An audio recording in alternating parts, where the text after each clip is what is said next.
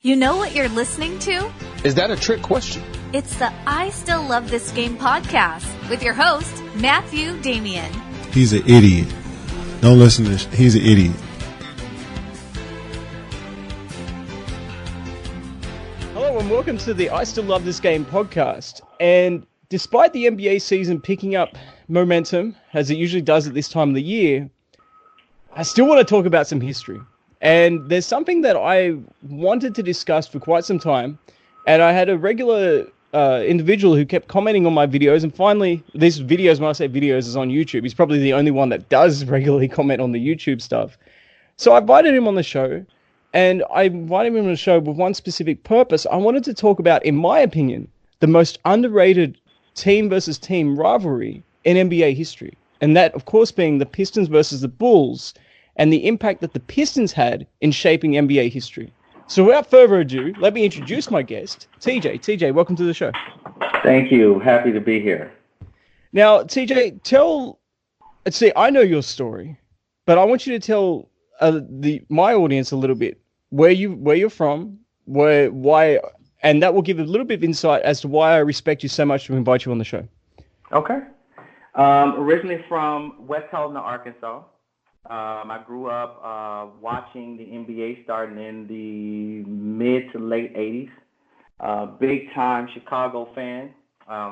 Most of my family is from Chicago, so we visited there quite often. I grew up watching the bruising Eastern Conference, the Celtics, the Pistons, the Bucks, the Hawks, and my beloved Chicago Bulls. And have many memories over the past 30 years that I've sort of gone back and rewatched and rehashed and reanalyzed. I've read many books because that's a big part of my childhood.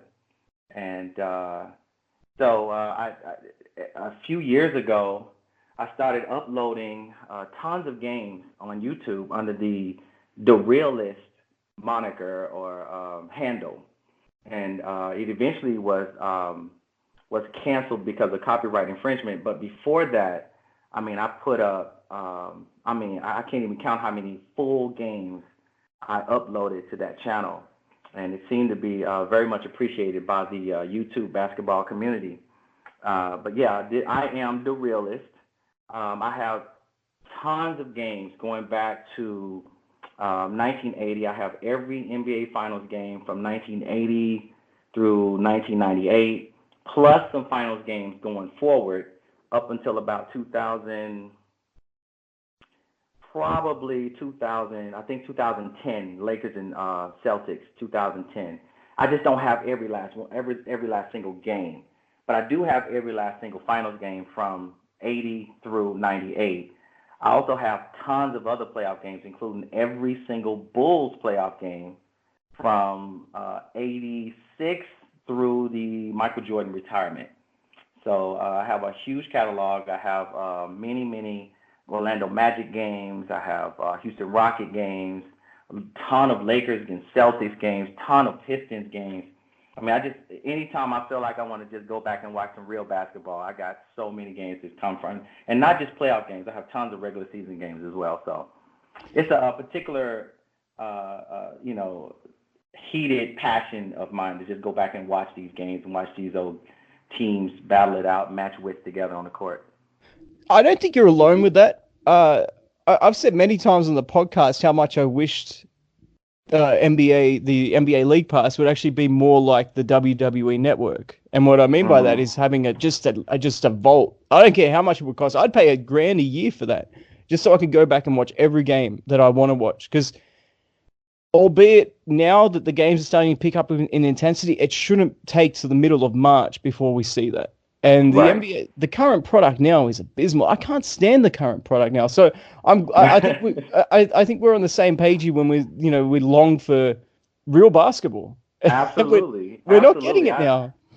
I gave up a few years ago. I went through. I think I had League Pass up through 2010 or so, And then after that, I just got it again this season, mostly because I'm really bored. It's not because I all of a sudden interested in the game again, although it is more entertaining. I'm not trying to down it, but I'm just saying I wasn't compelled to watch every single regular season game from about 2010 up until this season, really. And even now, I just kind of catch glimpses here and there. The Warriors, I got some family in Milwaukee, so try to look at the Bucks sometimes. I saw the train wreck in L.A.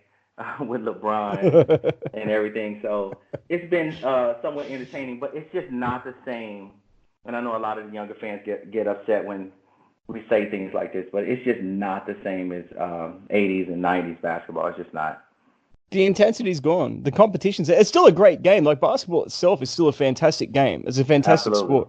And I think that's why people are pissed off of it, because you look at, and I've said this a few times on the podcast before, I'm not sure if you caught it, but it's just, you look at how the NFL is covered in America on the networks, on ESPN. You know, you've got Teddy Bruschi out there, you've got ex-coaches out there talking about the complexities of zone blocking schemes and all that. And then you see the shows, the studio shows for the NBA, and it's all gossip.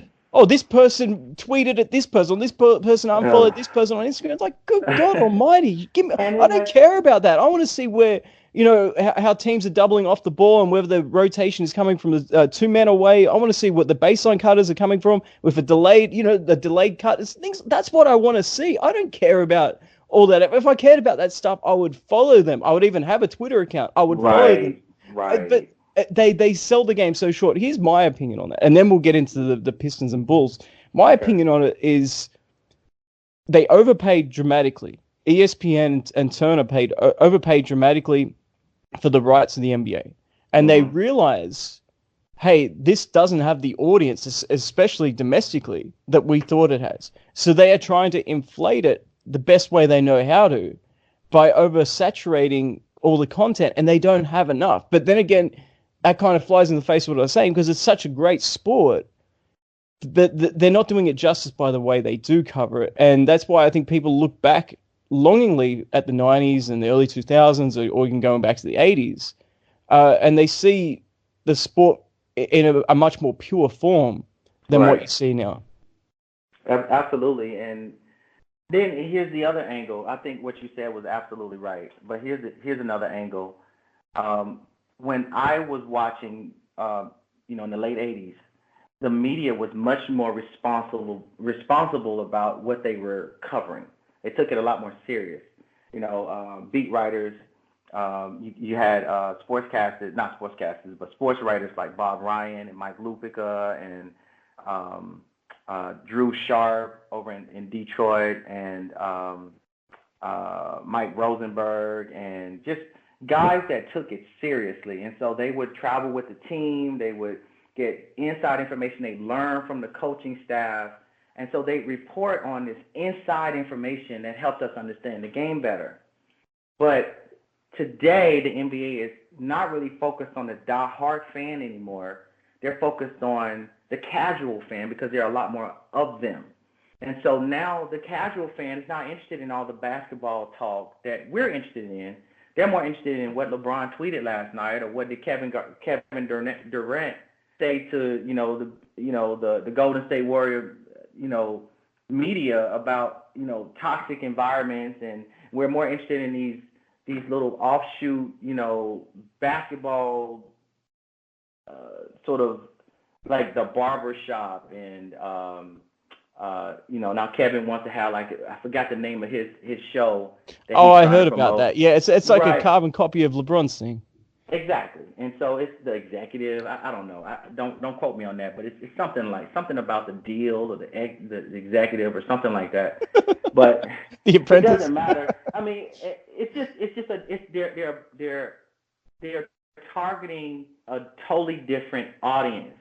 And so what frustrates somebody like me is when I turn on the TV and I see Stephen A. Smith, and I see Shannon Sharp, and I see all these other guys, and they're not actually talking basketball. It's all about legacy, and I mean, as if every night can change someone's legacy. So every game is about whether someone's climbed up the ladder or fell down the ladder or something like that. It's just very superficial, a lot of yelling, and most of the time they don't even know what they're talking about. Well, I think I'm not sure what goes through their mind or what goes through their meetings. I think I hope that they are intentionally doing this because they're not actually. Because the alternative is that you're right, they don't know what they're talking about and they're clueless. So I would hope that they actually do know what they're talking about, but they're purposely trying to be controversial so people will disagree with them and watch them so they can scream at the TV. They view that is just as important as people agreeing with them or pointing out the greatness of the game. The thing that really stands out to me though, and you nailed it. You talked about the casual fan versus the hardcore fan, the diehard fan. The casual fan typically does not go to games. The casual fan typically does not even have league pass. And you can tell because, man, I could show you my inbox. I could show you the questions I get. They don't watch the games. They may watch, highlights on Twitter or Instagram. They may watch the highlights wherever else they would get it, maybe YouTube. Right. But they don't actually sit down and watch the game. So that is not a valuable person to be your target audience if you're the NBA. Because they're not producing any value. And if they're a fan of LeBron or if they're a fan of, I don't know, Westbrook or Harden, that's all well and good. But at the end of the day, what happens when LeBron leaves and retires? What good is that casual fan then? Unless if you're able to convert him into a Steph Curry fan or whatever, which is possible, but it's not like if you're a diehard Chicago Bulls fan or if you're a diehard Lakers fan. Even that's different, what you just said. We grew up as fans of the team. Even though we might have had our favorite players, we still grew up as fans of the team. Today, you're fans of a player. And so when LeBron is in Cleveland, you're a Cavs fan. When he moves to Miami, you're a Heat fan. When he goes to LA, now all of a sudden you're a Lakers fan. That's unheard of. We didn't do that.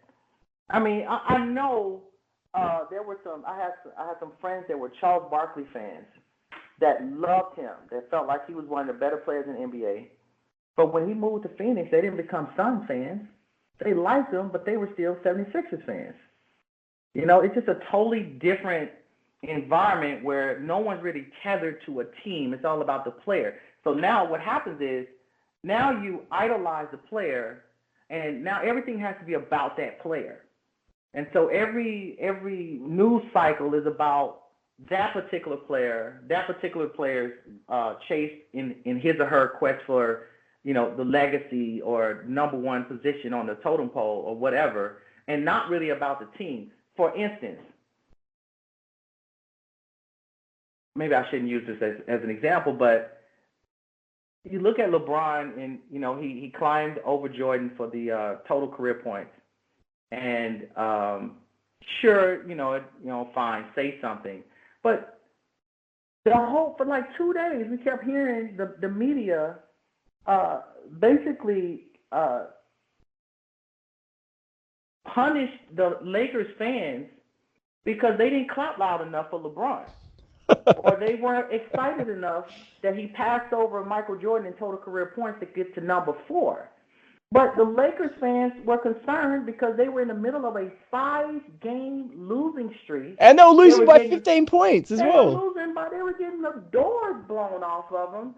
And all of a sudden, the media is harping on the Lakers fans for 2 days because they didn't give LeBron enough hand claps and butt kisses. And I'm sitting there like, okay, fine, they clapped for him. Fine, what else do you want? The Lakers have become a joke this season. Are they supposed to just forget all of that?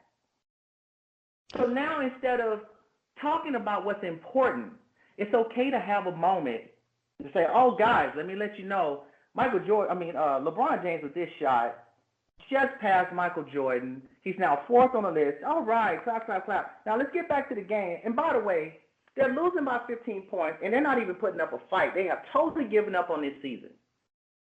I think that's fair. I think that's honest.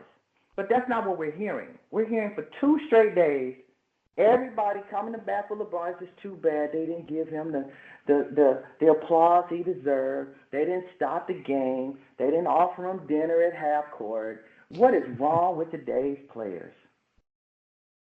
That's Well, what frustrates I'm glad me. you said that. Actually, you said that you were wondering whether you should bring up that point because I think that segues perfectly into why the Pistons and the Bulls was such a special rivalry. Because Hmm. let's apply some context immediately. Isiah Thomas from Chicago grew up in the South Side of Chicago, one of the roughest areas, probably still one of the roughest areas in the Definitely. United States to grow up in. Hmm. And he had it tough. Yeah, if you ever want to read a story about somebody overcoming battles in their life to make it professionally, read Isiah Thomas's story. Hmm. And he had a very, very deep connection with Chicago. In fact, he tried to sabotage his way uh, during the draft process to be drafted by the Bulls, who had the number 4 pick. Of course, the Pistons had the number 2 pick, and I think Dallas had the number 1 pick. Don't quote me on That's that. right. That's right. And well, there you go. I was right. So, Hmm. but They picked Mark McGuire. yeah, who ended up becoming championship teammates with one another. Hmm. And the Pistons, they were hell bent on getting Isiah. They didn't care. They did not care what he did pre-draft. They just said, "No, we're taking you. If you're available, we're taking you." And lo and behold, he became a Detroit Piston. Just look at the map, by the way, and you'll see how close geographically Chicago is to Detroit, especially if you're Absolutely. listening from outside of the United States. It is very close. It's probably what, a 2.5 hour drive, if that. So the point is, Isiah Thomas is still relatively close to being home, but he's not home. He wanted to play for the Bulls. However, to piggyback off your point, this is why I think it was a good segue. However, his loyalty went 100% to the Detroit Pistons. He was Right. hell bent on making the Detroit Pistons a championship contender, regardless of what it took, regardless of the battles, regardless of any of that other stuff. So that's changed, and I think that reflects on how how fans perceive the game, like especially you and I now, because we see the players. It's all about the players, all about the players. But back then, this is just the start of the rivalry. The rivalry hadn't even kicked off. Jordan wasn't even in the league at this point. But the Hmm. rivalry, this is the beginning of it, the genesis of it, because it's not necessarily a Jordan versus Isiah Thomas rivalry. This was a Pistons versus Bulls rivalry, and it dates back even pre-Jordan. Right. So, and then on top of all of that, Isiah Thomas was, and I'm not even talking about the '92 Dream Team. Isiah Thomas didn't get the opportunity to represent USA because of the boycott of the Olympics. He Right. also he was a national champion down in Indiana. He had a very, very good collegiate career, but yet he was essentially overlooked because of his height. If he was 6'4", 6'5", he would have easily been the number 1 pick in the draft without question. Hmm. And then, so we've got this situation where he's building this team. It's essentially him. There's no Bill Laimbeer at this stage. They did trade for him after relatively soon. I'm not sure if Chuck Daly was their coach when he was a rookie. I know he came on very shortly after. There was no John Sally. There was no Joe Dumas. There was No no Rick Dennis Rodman Mahorn. or Rick Mahorn or Yeah. any of those guys Joe or Vinnie Dumars, Johnson. not yet. He didn't get Yeah. drafted So until sorry, go. 80. No, I think Joe Dumars. I don't think he got drafted until like 85. It's 86. It's 86. Him 86. and Rodman Okay. came in the same draft. Okay. And uh, so he was the first guy that really Yeah. set the standard for Detroit basketball, and he was not having any of it. As I said, he won a national championship. He was the best player in college for a long time, and he went to a team that was basically a laughing stock, and it was a stone's away from being, his home. But he didn't Hmm. look longingly. He didn't think, well, let me call up some of my friends to make this easier. Let me Right. call up the media to try to manipulate it so people can feel sorry for me. He didn't do any of that. There was no excuses. And None. he just took it as a personal responsibility to make sure that team would be turned around. No, you're absolutely right. The thing that made Isaiah unique was his competitive nature. I mean, I've said this before, but if there was one person that I felt like matched Jordan's competitive fire, it was Isiah Thomas. And it came out, he was very intelligent. It came out in the way he studied teams. So even when he was losing, in the '84 NBA Finals, the Celtics beat the Lakers in 7 games. And he's buddying up to ML Carr, and he's actually riding the team bus. He's learning about the Celtics. He's learning about how that team operated. And then he has a friendship with Magic Johnson. So when Magic, made some mistakes near the end of that series where he ended up being called Tragic Johnson, he saw Magic. He saw how Magic handled that. He saw how that loss affected that team. And he saw the resolve because the very next year the Lakers ended up winning. And so for 3 to 4 years before the Pistons actually really became title contenders, Isiah was studying these two all-time great teams.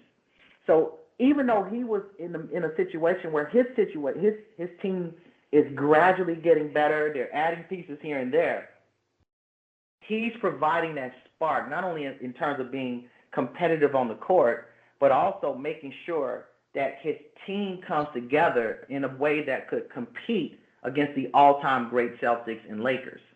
It was just very intelligent in the way he studied the game and the way he studied Bird's leadership and Magic's leadership, and was able to sort of kind of add bits and pieces of both into his personality. And when you look at the Detroit Pistons, and for people that really didn't watch him play, that didn't watch the Pistons, and you kind of go back and you look at Basketball Reference and you look at the numbers and you look at Isiah's numbers in the late 80s, and they don't seem to pop off the chart like maybe some other point guards at the time. What you're missing is not only did he sacrifice his game, it was his intention. He's quoted as saying he had a team meeting during one of these, series against the Celtics or Lakers or somewhere, and he I think it was the Bulls actually. He went off. He had a great game personally, but he chewed the team out in a players-only meeting because he said we're only championship caliber when there are 5 or 6 guys scoring about between 16 and 19 points a game. He chewed them out, even though he personally had a great game. So what people are missing is not only is he sacrificing for his team, but he's also infusing that competitive nature. John Sally is a clown, but when he was under Isiah's leadership, he was a monster on the boards. He was a monster on the defensive end. He came on that court, he was competitive. Dennis Rodman could have gone off the rails, but under that structure, that competitive, Isiah did not play. And I guess we'll get to that when we get to the Dantley-Aguirre trade. But Isiah was the player that the owner, the coach, and the GM trusted the most.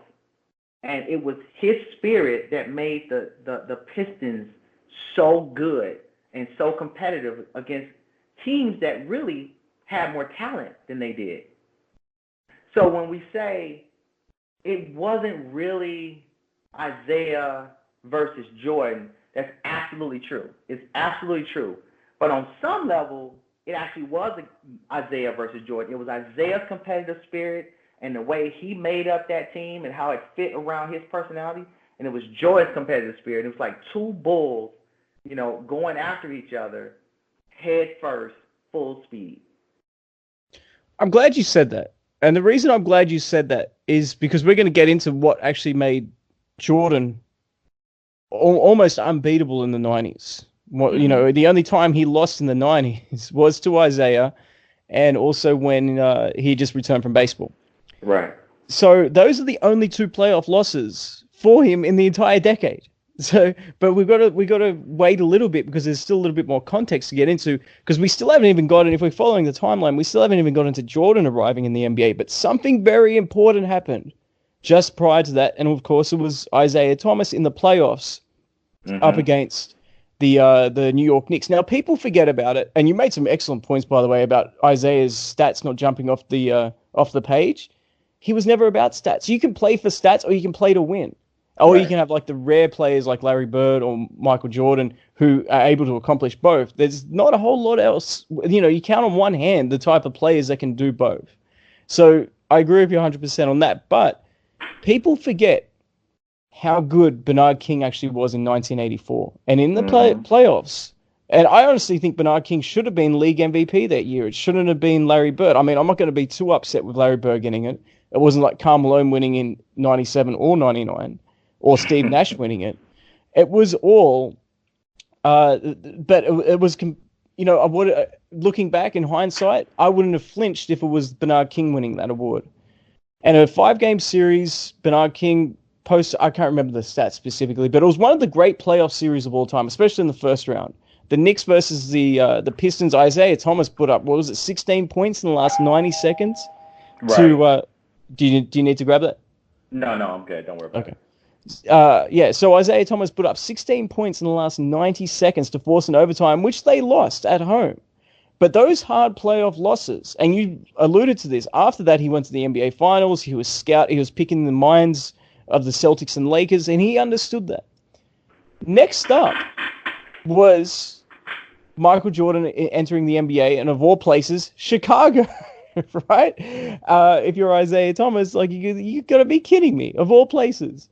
And he sets the world on fire in terms of his individual talent and his ability, his unbelievable athleticism at that time, and which would have stood up to any period too, I should add.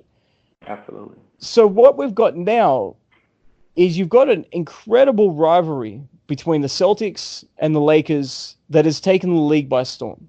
Maybe the golden standard. You've also have teams like Philadelphia, not that far away. Philly winning the titles only in 1983. You got Milwaukee, that's a powerhouse. You got New York with Bernard King, that's still playing very well at this time. And then all of a sudden you got teams out west. You got the Lakers, you got the Portland Trail Blazers, you got Utah, that's only a couple of years away from really contending. There's a lot of teams out there, but then when you look at it, there's no way in hell that this Detroit Pistons team should have even had a sniff at championship. It should have transitioned, if we're talking about just pure talent, it should have transitioned from the Celtics and Lakers rivalry straight over to Jordan. But the resolve of the Detroit Pistons, starting with Isiah, you're 100% right with that too, when you say that the ownership trusted Isiah more than anything to lead them to the promised land. They also trusted Chuck Daly, and those two were like synergy. They led that team. They didn't allow anything. You talked about Dennis Rodman a second ago. Dennis Rodman, even in Chicago, he was great in 1996. 97, he was a sideshow. And 98, he was a ghost of himself. He was getting torn up left, right, and center in 98. So not even Jordan could keep this guy really focused the way that Isiah was able to keep him focused. Now, that's leadership. That's a hell of a thing to say, because Isiah was, 6'1", 6 foot, if that. He's not very tall. And you wouldn't think that this guy's an intimidating factor. But he had the control and the respect of that entire locker room. It was incredible. So now you've got the Celtics are starting to slowly decline as the Pistons are coming up and as the Bulls are coming up. But as I said, you would look at this team, and then you'd look at the Bulls, and you got one super unbelievable megastar in Jordan. You would think naturally it's going to be like the Pistons will be more along the lines of the Milwaukee Bucks. They will get close, they make the conference finals, but they're not going to really compete for championships. I'll say this to you before I throw it back to you. The Pistons were so close to potentially having a 4-peat. Think about this. Right. 1987, series tied against the Celtics. The Game 5 in Boston Garden. Isiah throws that inbounds pass, the sidelines pass, it wasn't an inbounds pass, that Larry Bird picks off. If Larry Bird doesn't pick that off, I think it's very safe to say the Pistons win that series in 6, because that was in Boston. They would have a 3-2 lead. They're going back to Detroit. I don't think Boston at that point, they were burnt out. I don't think they had enough in the tank to win that game 6 on the road. Right. So then, who knows what would have happened up against the Lakers in the NBA Finals in that stage. But the very next year, it's the Pistons versus the Lakers. Game 6, Isiah Thomas turns his ankle, but still scores the NBA record, 25, 26 points, whatever it was, in a quarter in an NBA Finals game, without a shadow of a doubt. And I've watched enough NBA history, but that to me was the most courageous thing I've seen on a basketball court. Him turning his ankle, getting it strapped, walking back out on the court, and playing that rest of that game. It is a travesty that he lost that game, that the Pistons lost that game. Because Isiah Thomas deserved the championship just for that alone. People talk about Jerry West being Finals MVP when he lost, and LeBron in 2015, whatever it was, putting up these big numbers. Not a chance. Even Iverson, 2001, not a chance. The most courageous thing I have seen on a losing effort was Isiah Thomas. So you take those two unlucky situations away, and they were really unlucky. For them to have the resolve to bounce back after both of those and still deliver back-to-back titles says a lot. But they were really within a whisper or of being a four-time NBA champion when it was at its peak. You think about the teams that are, you talk about the 80s and the 90s. The NBA in the 80s was the best era in terms of great teams. You had the Lakers, you had the Pistons, you had the Celtics, you had the 76ers. All those teams, in my opinion, I don't know if you disagree with this, but in my opinion, those four teams in the 80s are all top 10 teams of all time. You cannot say that about any other decade. Very true. No, I do agree with that. And then what I wanted to get from you, though, because I went on a bit of a rant there, sorry. This is why I love talking about the history of the game, man. I love it. You can actually it was so good. It was so good. It's like, I don't know, if you dated the girl of your dreams forever, you let her go, or she passed away, or something terrible happened, you're not with her anymore, and now you're stuck with this, girl, and she's all right, but that's how it feels. It's like, damn it. You don't realize what you got to feel. It's gone sometime. But the question I want to throw back to you, and this is really what I wanted to get to, because people talk about Jordan's resolve. And to me, Jordan's resolve, especially in the 90s, and we saw glimpses of it in the 80s. Let's not discount that as well. I mean, who, after playing 20 games after breaking their foot, goes in against maybe the greatest team of all time, at least the greatest home team of all time, in the 86 Celtics? Right. It's up 49 in game one. And that's not good enough. 63 the next game. And they should have won that game. You watched every game. You know exactly what I'm about to say. Because at the end of regulation, they're down by 2. Jordan is fouled shooting a 3. Back then, the idiotic rule was if you were fouled shooting a 3, you only got 2 shots, unless you made the 3, of course, and you only got 1 shot. Right. If he had 3 shots, I've got no doubt in my mind he would have made all 3. Yeah, I agree with that, especially knowing you don't want to give the Celtics 5 more minutes. And so I'm sure he'd have felt, I need to end this game right now, if that was the case. But those are the rules back then. So it is what it is. But what I wanted to point out is Jordan had glimpses of toughness and resolve before it, but then he's the same way that Isiah learned, as you pointed out, in the 84 finals and through hard lessons as well, like the 87 loss to the Celtics. Isiah and the Pistons, they needed to do it tenfold to keep the Bulls down from a talent standpoint. And they had some talented guys too. I'm not trying to discount them, but they weren't on the same level as what the Bulls were. So from a talent standpoint, they needed to find an edge. They needed to emphasize that edge, and that edge was mental toughness. And Jordan he had to be the leader. He had to essentially become Isiah Thomas in terms of that toughness and resolve. That's why once he got over that hump, there was no chance. Looking back in hindsight, Drexler never had a chance. We saw what he did to him.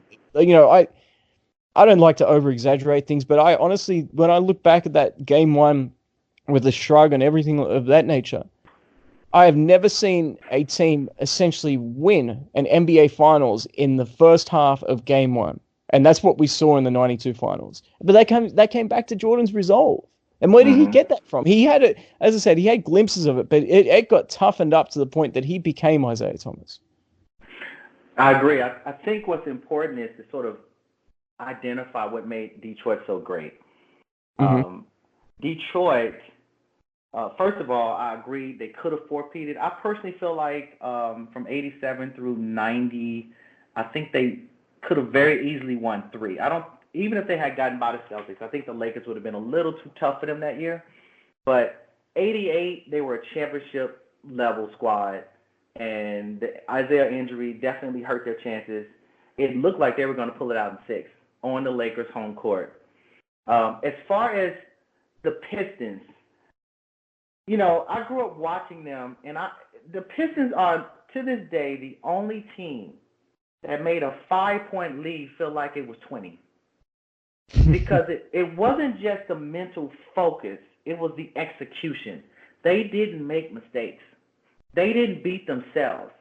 Every game they won by 5 points. They would get a 5-point lead by the second quarter, and they would keep that lead throughout the whole game. That's what it felt like. So whenever I was watching and I saw that the Pistons had a 3-point lead, my heart sank to the ground because it felt like 20 to me, because it was so hard to make up even that little bit of ground.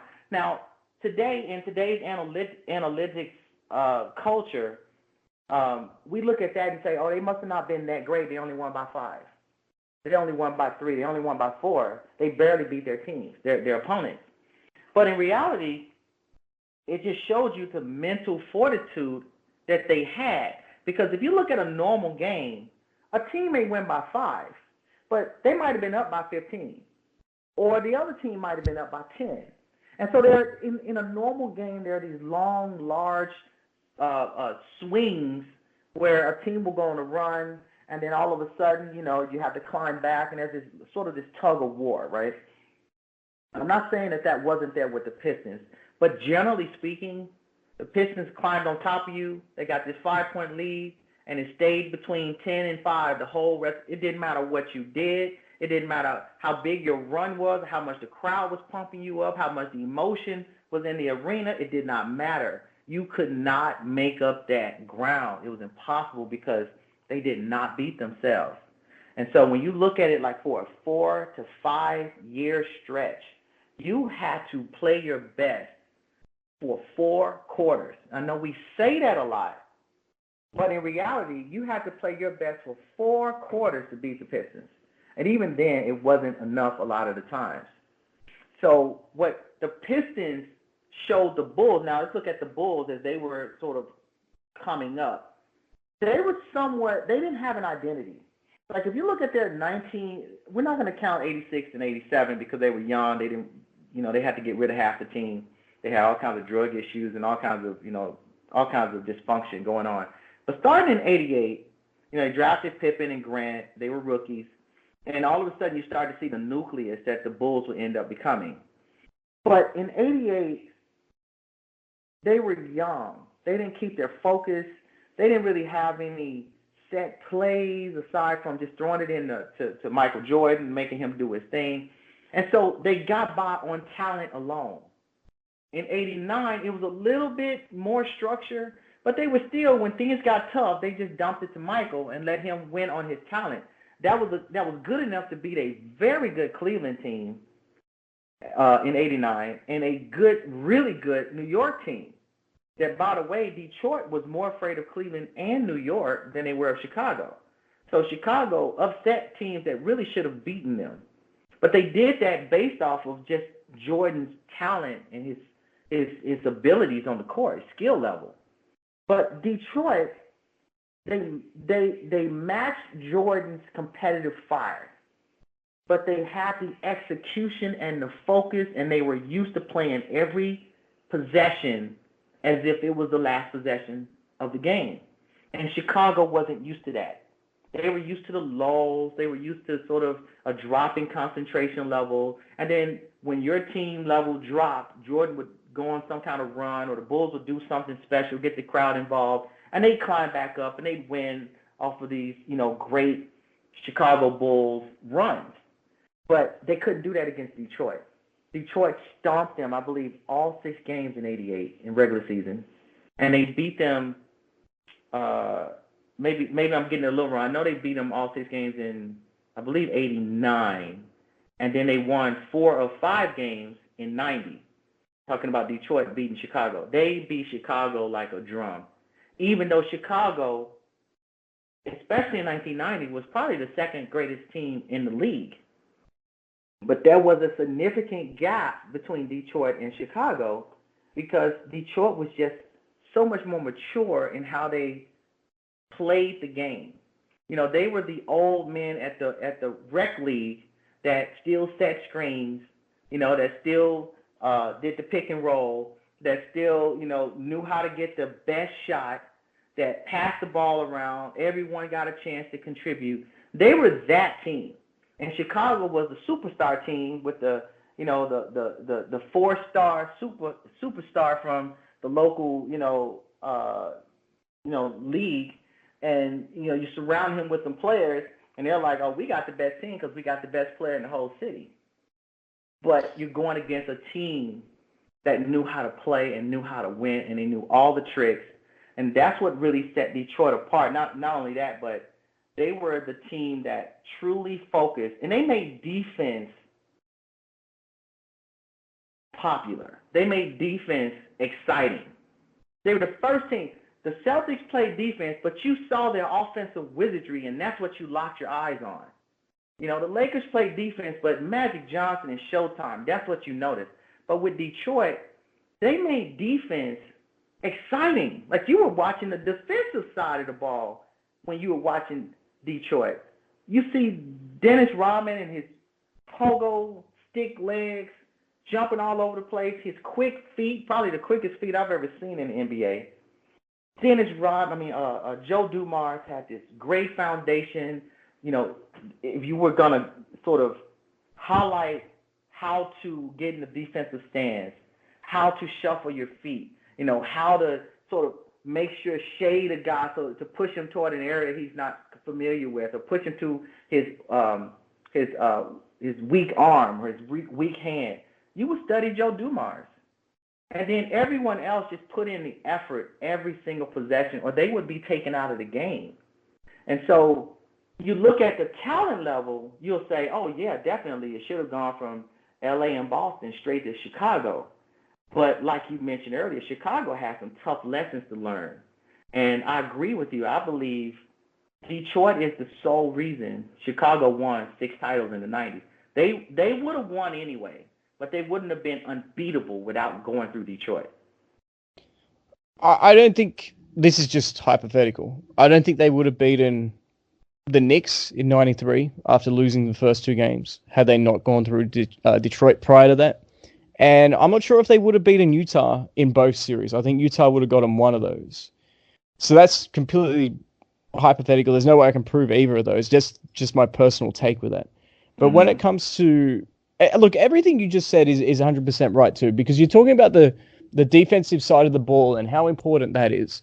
And you keep that in mind who they were going up against. They were going up against the greatest offensive force we've seen since the 3-point line was brought in. And quite honestly, the only guy you could mention in the same breath as Jordan is Wilt Chamberlain. But even then, Wilt was not the playoff scorer that what Jordan was. So without a shadow of a doubt, the greatest playoff performer of all time is Jordan. So how is Detroit actually going to guard him? And that brought in such a great, it's not even a subplot, it's the main storyline as to the Bulls versus the Pistons. How is Detroit going to slow this guy down? And my God, did they do that? They contained him. They didn't allow him to erupt for many 40-point games. And if you know your basketball history, you know your playoff history, you know that Jordan frequently would explode for 40-point games. You talked about the run that he had up against Cleveland. He averaged 45, 43 points for that entire series. And then following that, up against the Knicks with Ewing, and Gerald Wilkins and all those other guys, that was a tough team as well. He put up another 36, 37 points per game up against those guys. So you know that he's capable of doing that. Up against the Pistons, he dropped down to 30-something. I think it was 31. Once again, offhand, I don't have those statistics on me. If I'm totally wrong, I'm going to hear about it, but it is what it is. His production was not, he wasn't dominating the games up against the Pistons because their team defense was so flawless. This was the first time, by the way, that we really saw help defense. We really saw the rotations coming from every single angle. And people talked about it being the Jordan rules and all this other stuff. Look, the Jordan rules really revolutionized. I've said before that Bill Russell and Wilt Chamberlain modernized the game of basketball, but the Detroit Pistons of the 80s, they modernized team defense. They brought that into the forefront. And no longer, you talk about any superstar in the history of the game, whether it's Wilt, whether it's LeBron, whether it's Jordan, like whoever it is, pick one superstar. You go up against that Pistons team. If you don't have mental toughness, one, or two, teammates that also have mental toughness, you've got no chance. Absolutely. Let's look at why this was such an intense rivalry. You mentioned that Isiah's from Chicago, and he's Chicago. He was a Chicago favorite. That's his hometown.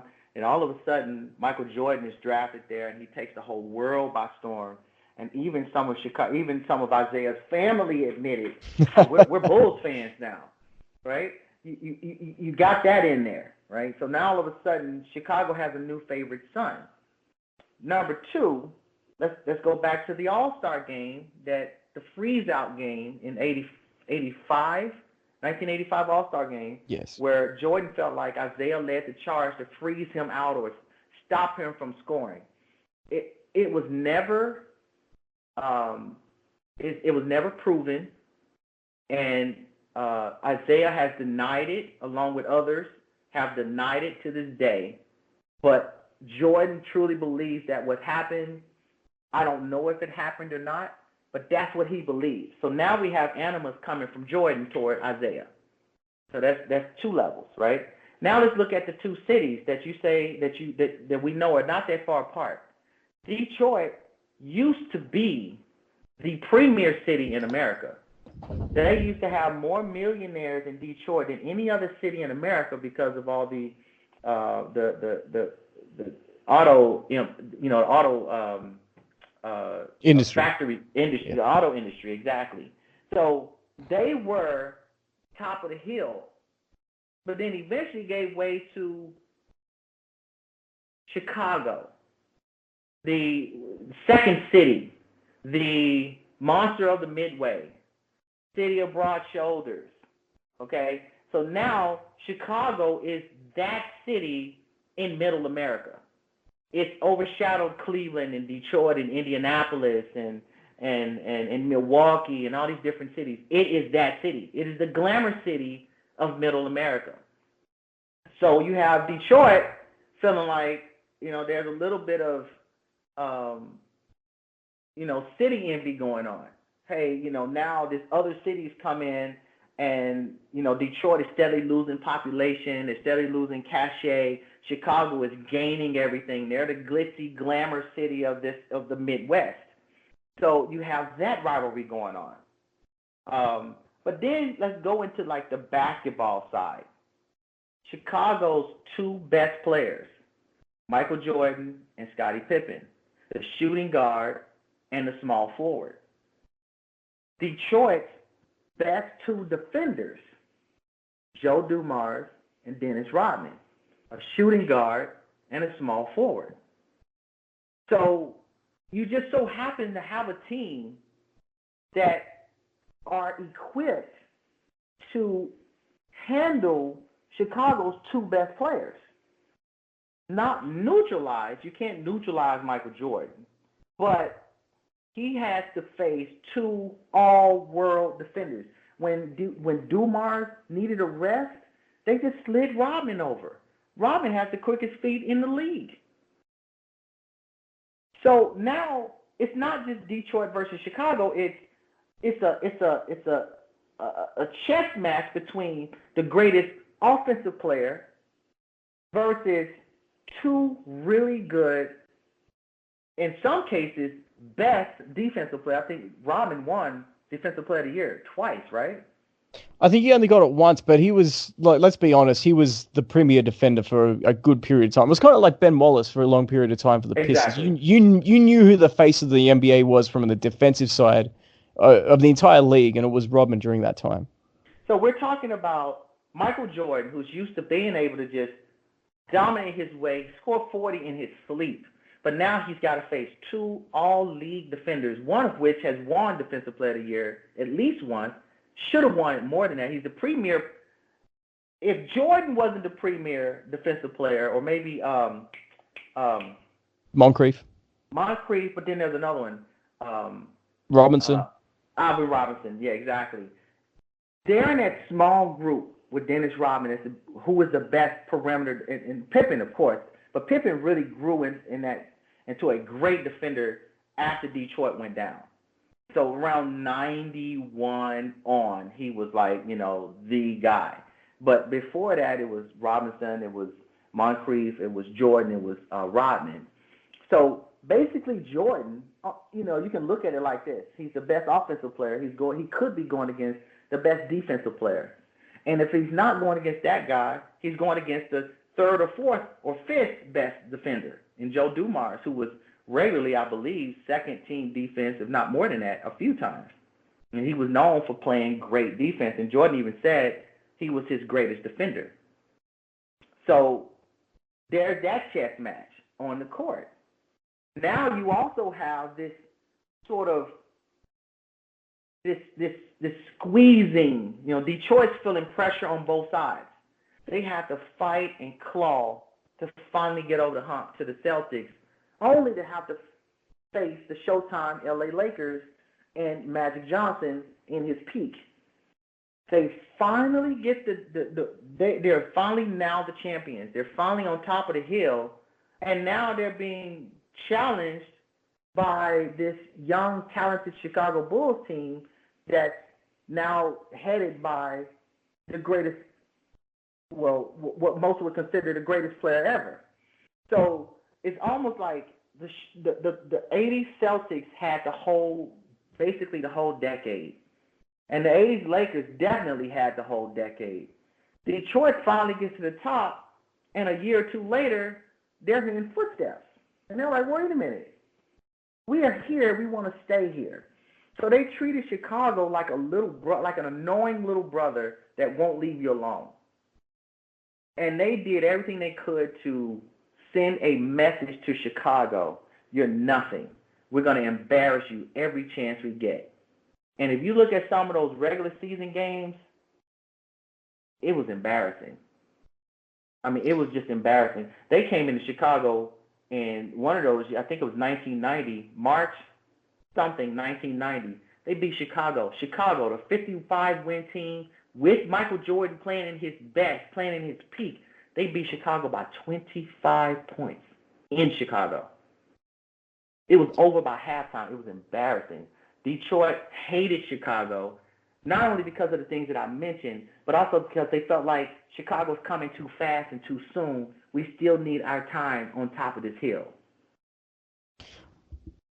I think that's an excellent point, because I never thought about it from that standpoint, because I talked about how long the Pistons' road to success was. And it was what? Isiah was drafted in 1980. It wasn't until 88 that they broke through and actually made the finals. Mm-hmm. Jordan was drafted in 84, but as you said, it was 84, and then 85 was his rookie season. 86 he was injured. 87 they had a lot of crackheads and people like that were just on drugs. They had to clean a lot of that team out. The Bulls' run really started, if we're being honest, in 88. So really, it was only a couple of years that they had to wait before they were challenging. Whereas the Pistons, it was almost a decade-long run before they broke through. So I can understand that resentment. I never even thought about it from that standpoint. That the Pistons are probably thinking, hold on, we had to pay our dues. Maybe the league is over-promoting the Bulls, because what you're saying is also correct.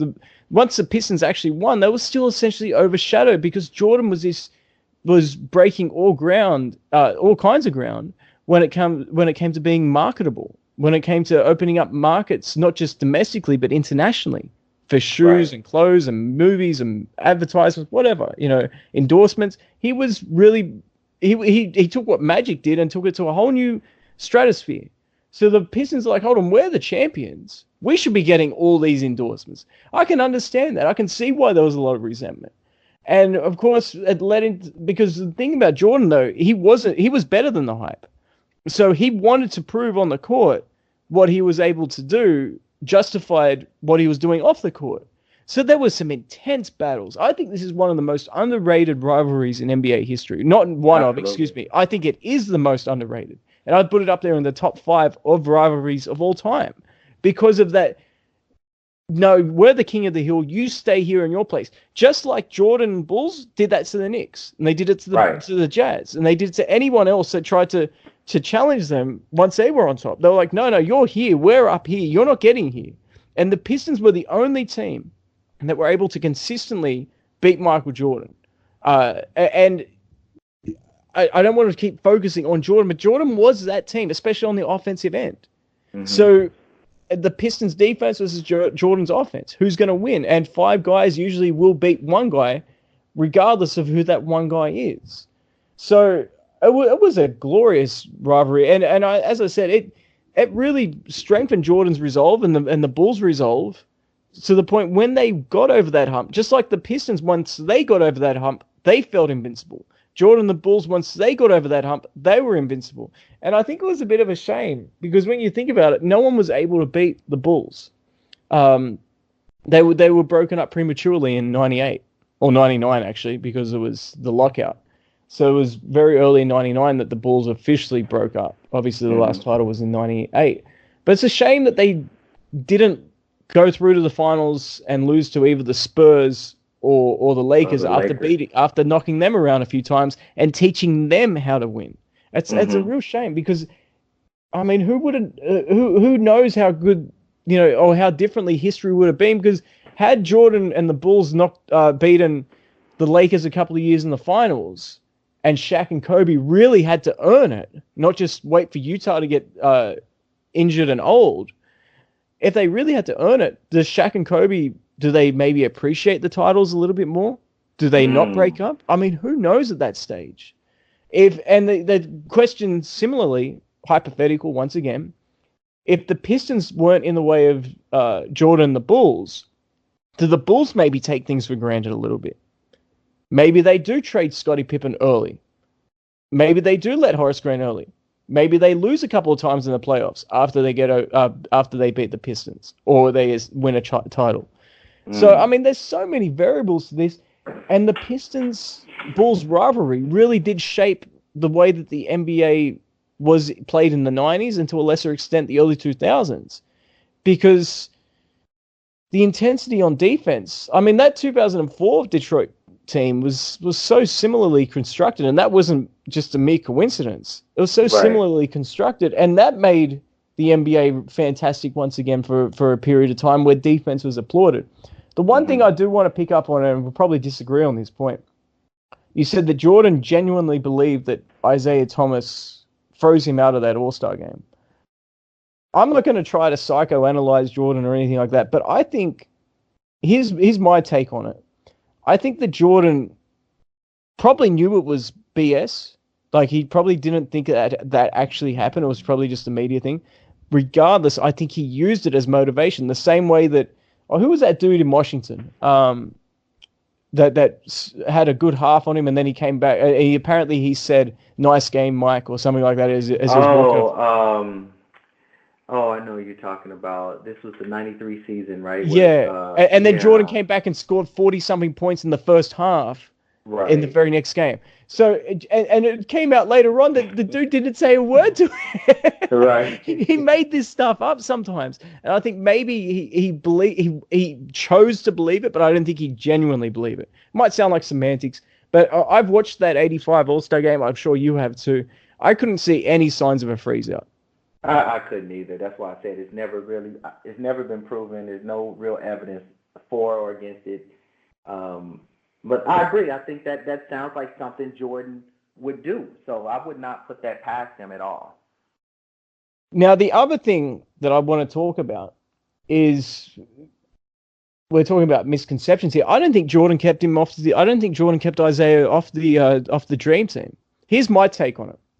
I think that the Team USA, they were desperate to get Jordan on that team because, as I said, he was ballooning to this international superstar, very marketable. Even prior to the Dream Team, people say the Dream Team really elevated basketball worldwide. No, I tend to disagree. I think that was Michael Jordan. The basketball boom worldwide was happening prior to the Dream Team. It was really Jordan, but that gave him a platform. They gave a stage, so to speak, to further enhance that.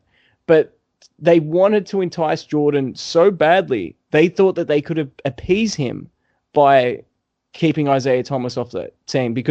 And the reason why I say that is we saw plenty of All-Star games after 85 and even after the walk-off in 91, 92 and 93, where these guys were teammates in the backcourt in All-Star games. And they had a wonderful connection. You know, Jordan was back cutting and getting alley-oops from Isiah Thomas, and Isiah Thomas was delivering, you know, pinpoint passes, and they'd high-five each other. They were getting along fine.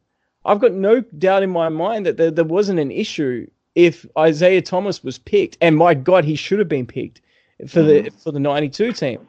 Got no doubt in my mind that the selection committee probably thought, well, we've got to get Jordan. How are we going to get Jordan? He doesn't really want to play. He's just worried about championships. He's got enough on his plate. He doesn't really want to do it. He wants to wind down. How can we get it? And they thought, well, first of all, we'll bring in Scottie Pippen as the first guy we're going to select after Magic and Larry Bird. The other thing we're going to do is we're not going to select Isiah Thomas. And I think Jordan's taken the brunt of that, the same way that Isiah Thomas was accused of the freeze out along with George Gervin. And I think that was wrong. Well, I think that there's more evidence pointing toward Jordan keeping Isiah off than it is for Isiah freezing Jordan down in the All-Star game. Here's what I heard. I heard that, these people are trying to get Jordan. You know, Jordan in the beginning didn't want to go. He had just won a title. He knew it was going to be a long summer. He needed that rest because in his mind, he wants to keep going. So the USA team knew they needed Jordan to make this the dream team. They needed the greatest player that's playing currently in the prime of his life. So I heard they created a roster of the people they'd like on the team. And Isiah's name was on that roster. And they handed it to Michael and said, what do you think? And he said, nah. And then they thought on their own, maybe if we take Isiah off, maybe he'd be more interested. So they came back later, Isiah's name was off. All of a sudden, Jordan was all in. So you can take that one way or the other. But I do think, especially after that 4-year war, especially after Jordan felt like Detroit intentionally tried to harm him, especially after the walk-off at the end of Game 4 in the 91 Eastern Conference Finals, I think Jordan felt the way that Scottie has verbalized since then. I don't know if you heard Scottie talk about Isiah, but every time Isiah's name is mentioned, oh, I can't stand him. Oh, I hate Isiah. From the bottom of my heart, oh, Isiah this, Isiah that. I mean, he's still talking about it. I think Michael felt the same way, he just didn't say it. So I think the idea of having to spend the summer with Isiah Thomas made him nauseous.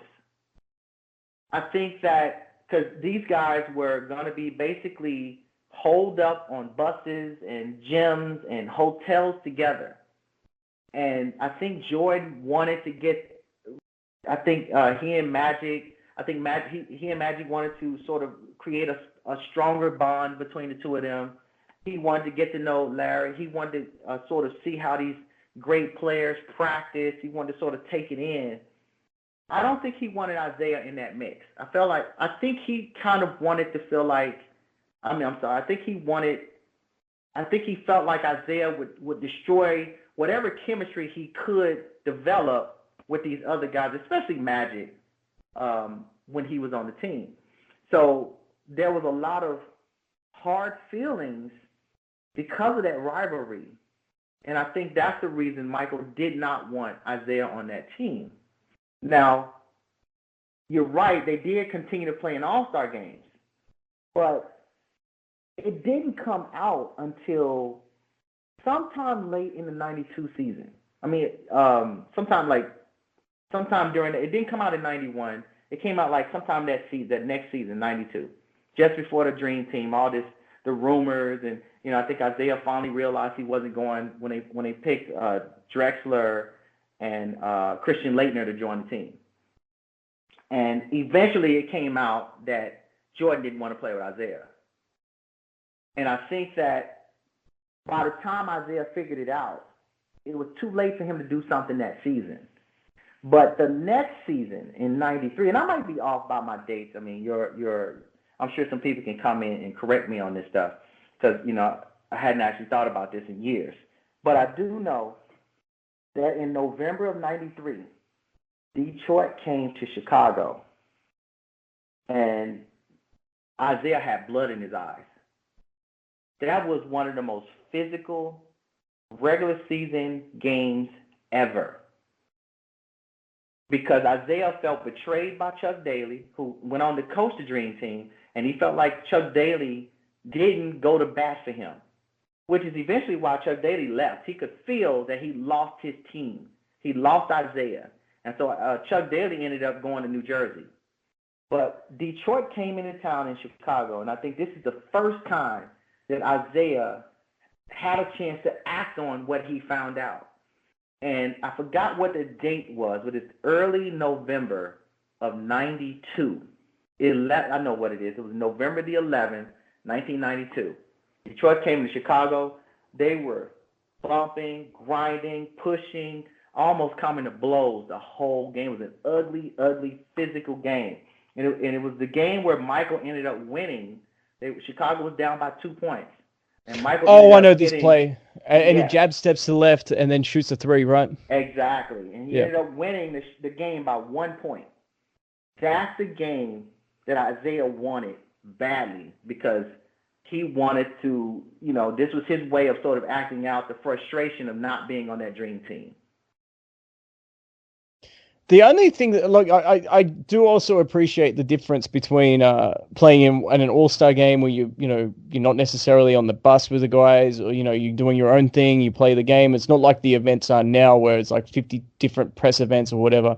It's not the big spectacle that it was back then, like as opposed to being, on a different country where there's, you basically got the entire hotel to yourself because you can't stay in the village, which is what happened for the Dream Team. So I get there is some differences there, but then when I look at it a little bit deeper, Jordan and Pippen had no problems really in accepting Dennis Rodman to come play. Mm-hmm. And Dennis Rodman, he wasn't the figurehead that Isiah Thomas was, but he was also a member of those bad boy Pistons. And they went through some wars too. So if they had no issue, if Jordan had no issue, apparently Pippen had a big issue with Isiah Thomas. But if Jordan had no issue in accepting Rodman to come play, I don't know if Jordan cared that much. Like I get what you're saying with the story where we looked at the list and Isiah Thomas was there, his name was there. He's like, nah, not interested. I get that, but once again, I haven't heard anything from it, and all I've heard is Jordan deny it, and I'm going to give him the benefit of the doubt with this, and not because I'm a fan of his, but I've yet to hear him really not be sincere since he's been retired, or even when he was playing. I've always thought of him as being fairly genuine. Like if he doesn't like something, like you bring up Jeff Van Gundy's name to him, he'll tell you he hates a guy. He hates the fact that he was caught a comment. He'll bring that up now. He brought it up in the Hall of Fame speech. Right. He brought up how said something about Isiah too, though. If I remember correctly, I think he did kind of mention. He mentioned. Well, what he did was he mentioned the freeze out, and he said, "You guys may have been freezing me up, but to me, I was just happy to be there." That's what he said. So maybe he was even saying that I don't even feel it was a freeze out. It was something that the media concocted, which made. I remember him saying. I'm sorry for interrupting. I think I remember him saying. It's been a while since I watched this. I got it downstairs, but I think he said something about how Isiah presented, and I'm totally paraphrasing, but it was in the sense of Isiah presented a challenge to me, and I was going to prove to him that I'm better, or I'm this, or I'm that. And again, I don't remember the exact wording, but I think the sense of it was he was kind of using Isiah as a way of showing he was an obstacle and I had to overcome him, that kind of thing. I don't think it was personal, but I think people took it because the camera then scanned to Isiah, and I could see Isiah nodding like, yeah, I see what you're saying. But I could also see that inner fire in him like, this dude just called me out. You can just. I don't think that's cool. I remember what he said. I when I was watching, I loved that Hall of Fame speech. A lot of people didn't like it, but I liked it because we got to see what actually motivated him. Not thanks to my high school and thanks to my second grade high school teacher for passing me in maths when it wasn't none of that. It was like, this is what actually motivated. This is how I interpreted things. And he brought up Pat Riley's name. He brought up so many other people's names. But with the Isiah thing, I think that's actually a compliment. He's actually it wasn't like, he never said, I know I'm better than you or anything like that. He's like, you presented a challenge. I had to overcome that challenge the same way that everyone else. That's just the way that I viewed it. Once again, I'm not inside the dude's head. It's just an opinion.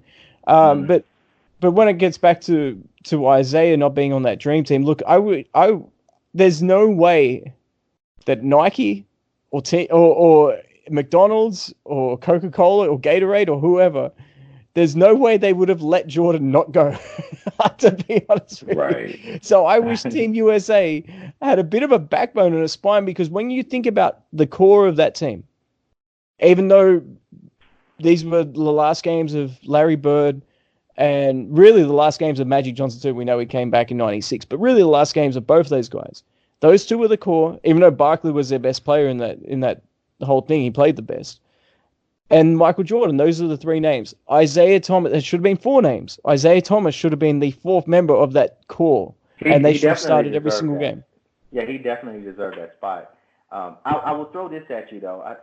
Dennis Rodman was considered, up until even 1990, he was on the bench of the Pistons. That's how deep that team really was.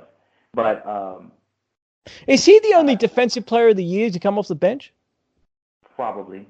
Okay. Probably. Either it was 89 or it was 90 when he finally got off the bench. I think it was 90. I think Aguirre was still starting in 1989, but I have to recheck. But I think people view Dennis Rodman like a child. So it's sort of the same dynamic as when Dennis Rodman said, "Oh, Larry's only good because he's white," and people needed it validated by the parent on that team, Isiah Thomas.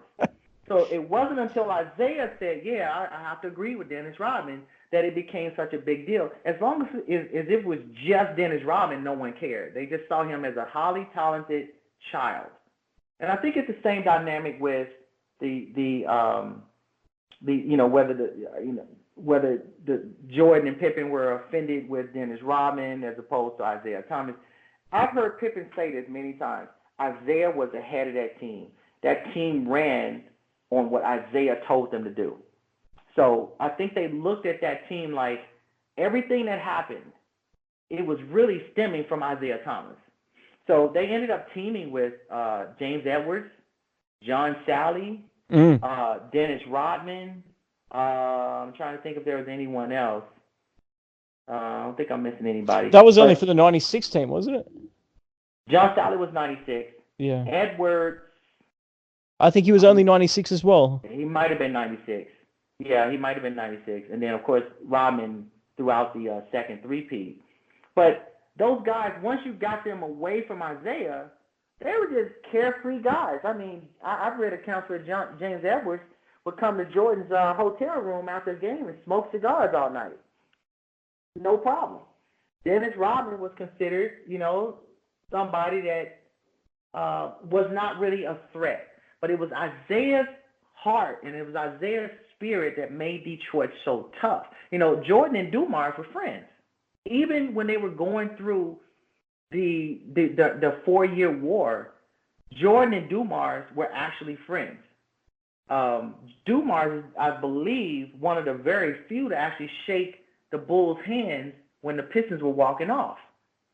So it was really, they felt like Isiah was really the reason that Dennis acted out, that James Edwards was tripping Michael Jordan on the court, or Mahorn was so mean, or Lambeer was this way or that way. They all pointed back to Isiah, and I think that's probably why Isiah took so much heat when it was time for him to be selected to the Dream Team. Now I will say this, because I was a diehard Chicago fan. Jordan's my favorite player. Love that team. But I always respected the Pistons. And I always loved Isiah. Even though there was this huge war, even though Isiah and Jordan still don't seem like they're close or friends, I've always wanted them to kind of get together and hash everything out behind closed doors, because I really do think those two guys have really intelligent basketball minds, and I know they would if they could get past what happened, they would really probably enjoy each other. They're both the same spirit on the inside, right?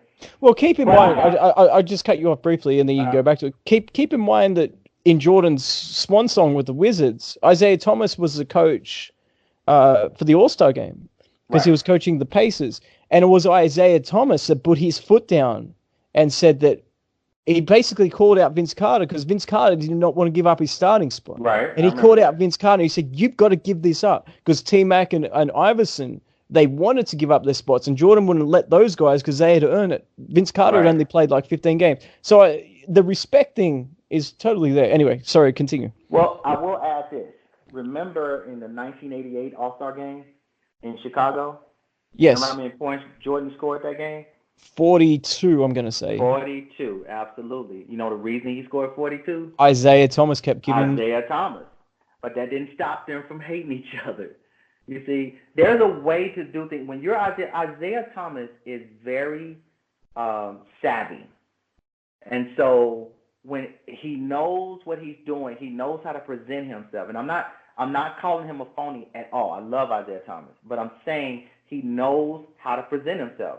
So he knew, as the Eastern Conference coach, he had to say something because this is Michael Jordan we're talking about. He's going to retire. This is his last All-Star game. This is a way for Isiah Thomas to, present himself like, hey, I'm looking out for the game owes Michael Jordan big time.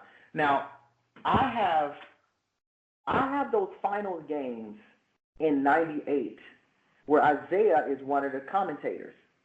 And people forget that. He's one of the commentators, and he's Jordan's biggest fan. He's talking, Jordan's the greatest. Oh, by the way, let's go back to '93 when the Bulls were playing the Suns. I think at Game 5, halftime. Magic Johnson. Magic Johnson. They also interviewed Larry Bird, and they interviewed Isiah Thomas. Now, Isiah Thomas is saying, hey, Jordan, this team is one of the greatest ever. Now, Magic and Larry are pushing back. They're saying, yeah, but they're a one-man team. Yeah, but we had all these all-stars. We had all these. And Isaiah's the one saying, yeah, but that guy 23 is still there. You can't get rid of 23.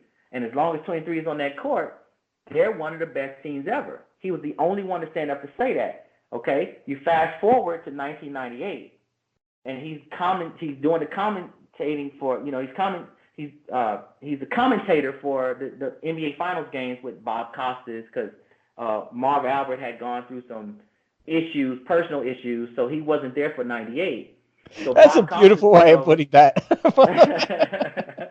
Doug Collins is there too, by the way.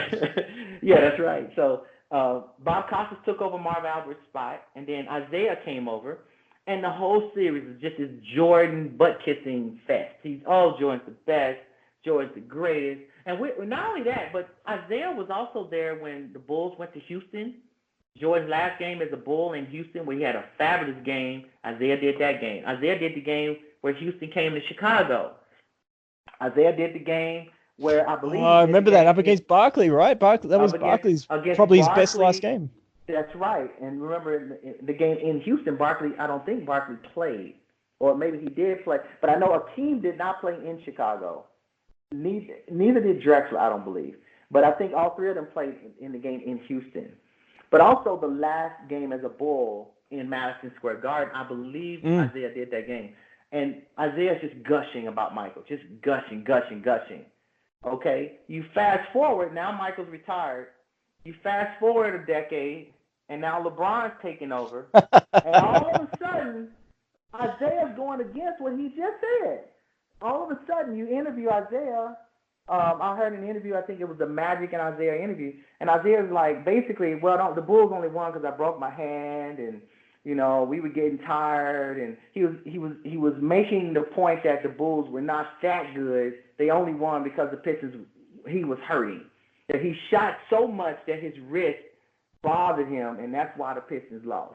And then all these little shots at Jordan where he's saying, LeBron's better, which is ridiculous. LeBron's better. And he brings up Kareem's name too, as well. Exactly. I would choose LeBron. I would do that. Look, all I'm saying is Isiah is probably one of the smartest basketball players to ever play the game. I'm talking about mentally. He knows more about basketball than we'll ever know in our lifetime. There's no way he truly believes LeBron was a better player or is a better player than Michael Jordan. I don't believe that for 1 second. So do you think it's resentment then, now that he's saying that? It's out of resentment? Absolutely. I just think that when he was in the spotlight, he was working for NBC, well, we want to hear about Jordan, and we don't want to feel like you have an issue with Michael Jordan. And Isiah was smart enough to say, I'm not going to put that on Front Street. I'm gonna play my role, and I'm gonna talk about he is talented, he is a great player, and that's what I'm gonna focus on. But as Jordan retired, and now his game is 15, 20 years in the past, it's now safe to kind of come out of that shell and say some things that maybe he didn't want to say in 1988, 1993, 19 whatever, you see. So I think that there is still some resentment coming from Isiah toward Jordan. And I think he feels a lot more comfortable saying those things now. And I think LeBron is the recipient of this resentment toward Jordan. Well, what's that saying? Actions speak louder than words. Let's just look at that for a second. And I know Bill Laimbeer has tried to take credit for it, but Isiah Thomas, as you said, was a leader of that team, and he could have easily stopped that. And we had we had seen teams exit without shaking hands. That's fine. I get that. Boston did that to Detroit, by the way. Yeah, and plenty of teams. LeBron did that when the Cavs lost to the Orlando Magic in the conference finals. It's happened before. I'm not going to hold that against players because I get the heat of the moment. Sometimes you just want to leave. Like, you don't want to start bawling your eyes out because there's a huge vacuum as an athlete after you've lost because you put everything into it or your focus is all there. And sometimes when you win as well, that vacuum will come out too and the emotions will just flow. So I don't hold that against. But the fact what made it so bad between the Pistons walking off and the Bulls, that situation, was the fact there was time left on the clock. And they walked past them, too. It's not like they walked simply back to their locker room. The way that stadium was constructed, they actually had to walk past them. So that made it egregious on those two accounts. And that to me, I think that actually highlights, because what you're saying is, well, you can't really trust Isiah Thomas based off what he's saying because it's kind of contradictory. So what do we then look at? We then look at the actual the actions as opposed to the words. And the actions do illustrate that there was a lot of resentment there. There was a lot of bitterness towards the Bulls overtaking them. And I'm with you on that. There's one other factor that makes the Detroit walk-off something that was hard to stomach, and it was the fortitude factor. We're talking about a team that wore the banner of bad boys with pride. They were the bad boys. They came to your stadium and they made your home team scared of them. They intimidated them. They beat them up. They knocked them down, and they didn't care how you felt. They didn't care how the fans felt. They thrived on boos. They thrived on the crowd hating them. They invited that hate. Bill Laimbeer would hold his hand out and invite the crowd to keep booing them. They thrived off that. They didn't care. They were not politically correct. They came in, they did their business, and then they went home. It was all business. They come in, they beat your team by 5 points. Although they would dominate your team, you'd walk away feeling like you actually had a shot because you only lost by 5 points. And they go home, they go to the next team, they do the same thing. They go to the next team, they do the same thing. They didn't care about what anybody thought. They were the orphans of the NBA. The Lakers needed to be loved. The Celtics were beloved in Boston. Detroit, they wanted to be hated. But then all of a sudden, when it's time for them to lose, they lose their fortitude. So all of a sudden, they now care. All of a sudden, they're reading the paper, and Jordan said, oh, it'll be good for the Pistons to finally. I think everybody wants them to leave. I think the Pistons era. I think everybody wants the Pistons era to be closed. All of a sudden, they got their feelings hurt. You mean that's the reason you walked out because you? Yeah, that's interesting, man. That's a good point. The sensitivities are insane. Getting back to, the contradictions in sensitivities are insane. Mm-hmm. I just had something that I've got to bring up because it just sort of popped into my head. What do we see now of the NBA? Right? Maybe not this season, but prior to this season, we saw. What's probably the biggest storyline is Kevin Durant versus LeBron James, right? That's right. Basically, if you're a basketball fan, that's what you want to see. You want to see those two go at it. But from a media standpoint, right, what's the common storyline that we see? LeBron is, quote unquote, the best player of all time. Or some idiots will say that to you, but the best player alive. And Kevin Durant is essentially a snake for doing what he did. And they don't apply the proper context that... You know what? LeBron did the same thing. He just wasn't as successful in Miami as what Durant has been in Golden State. LeBron started this. So we don't see any of that. But what do we see? We see a slanting in the media towards make one guy likable and make another guy not likable. Mm-hmm. Now, with the Detroit, and more specifically the Jordan Isiah Thomas thing, we saw... Like, Jordan copped a lot of crap too. Like, let's be 100% honest as well with this. I'm not saying you're not, but people seem to forget. They think that Jordan was this golden boy. No, Jordan copped a lot. People were saying, "Oh, he's putting up. He's a ball hog. He doesn't trust his teammates. His team's never going to win a championship as a scoring leader. All this other stuff." He got ridiculed for that. He really did, and it just made him even more and more pissed off. Excuse me, sorry. Oh, I was just saying, absolutely, I agree with you. And remember, the Jordan Rules came out. The book by Sam Smith came out in the middle of their championship season. Yeah, I think that was just after they won the title. Wasn't that the next season that... Right, but it was in the middle of their run. Yeah, it was... Jordan still had to win 2 more titles with these guys after that book came out. I've read a more gossipy book in my entire life than that thing. Anyway. I'm sorry, I didn't hear you say that again. I said that I've never read a more gossipy book in my entire life than that. I mean, it's entertaining, but it's just... There's nothing there. It's just like, well, this one person said this, and Jordan, and the reports are Jordan was mean to his teammates. Right. Like, what doesn't get, we talk about, even to this day, there are people that bring up these old quotes from 1991 or whatever. But what doesn't get talked about is how many players would have stayed after that book came out? I mean, How many players would have said, you know what, I'm going to continue working with these guys that were providing Sam Smith with all these juicy quotes behind my back? He won 2 titles with that team right after that.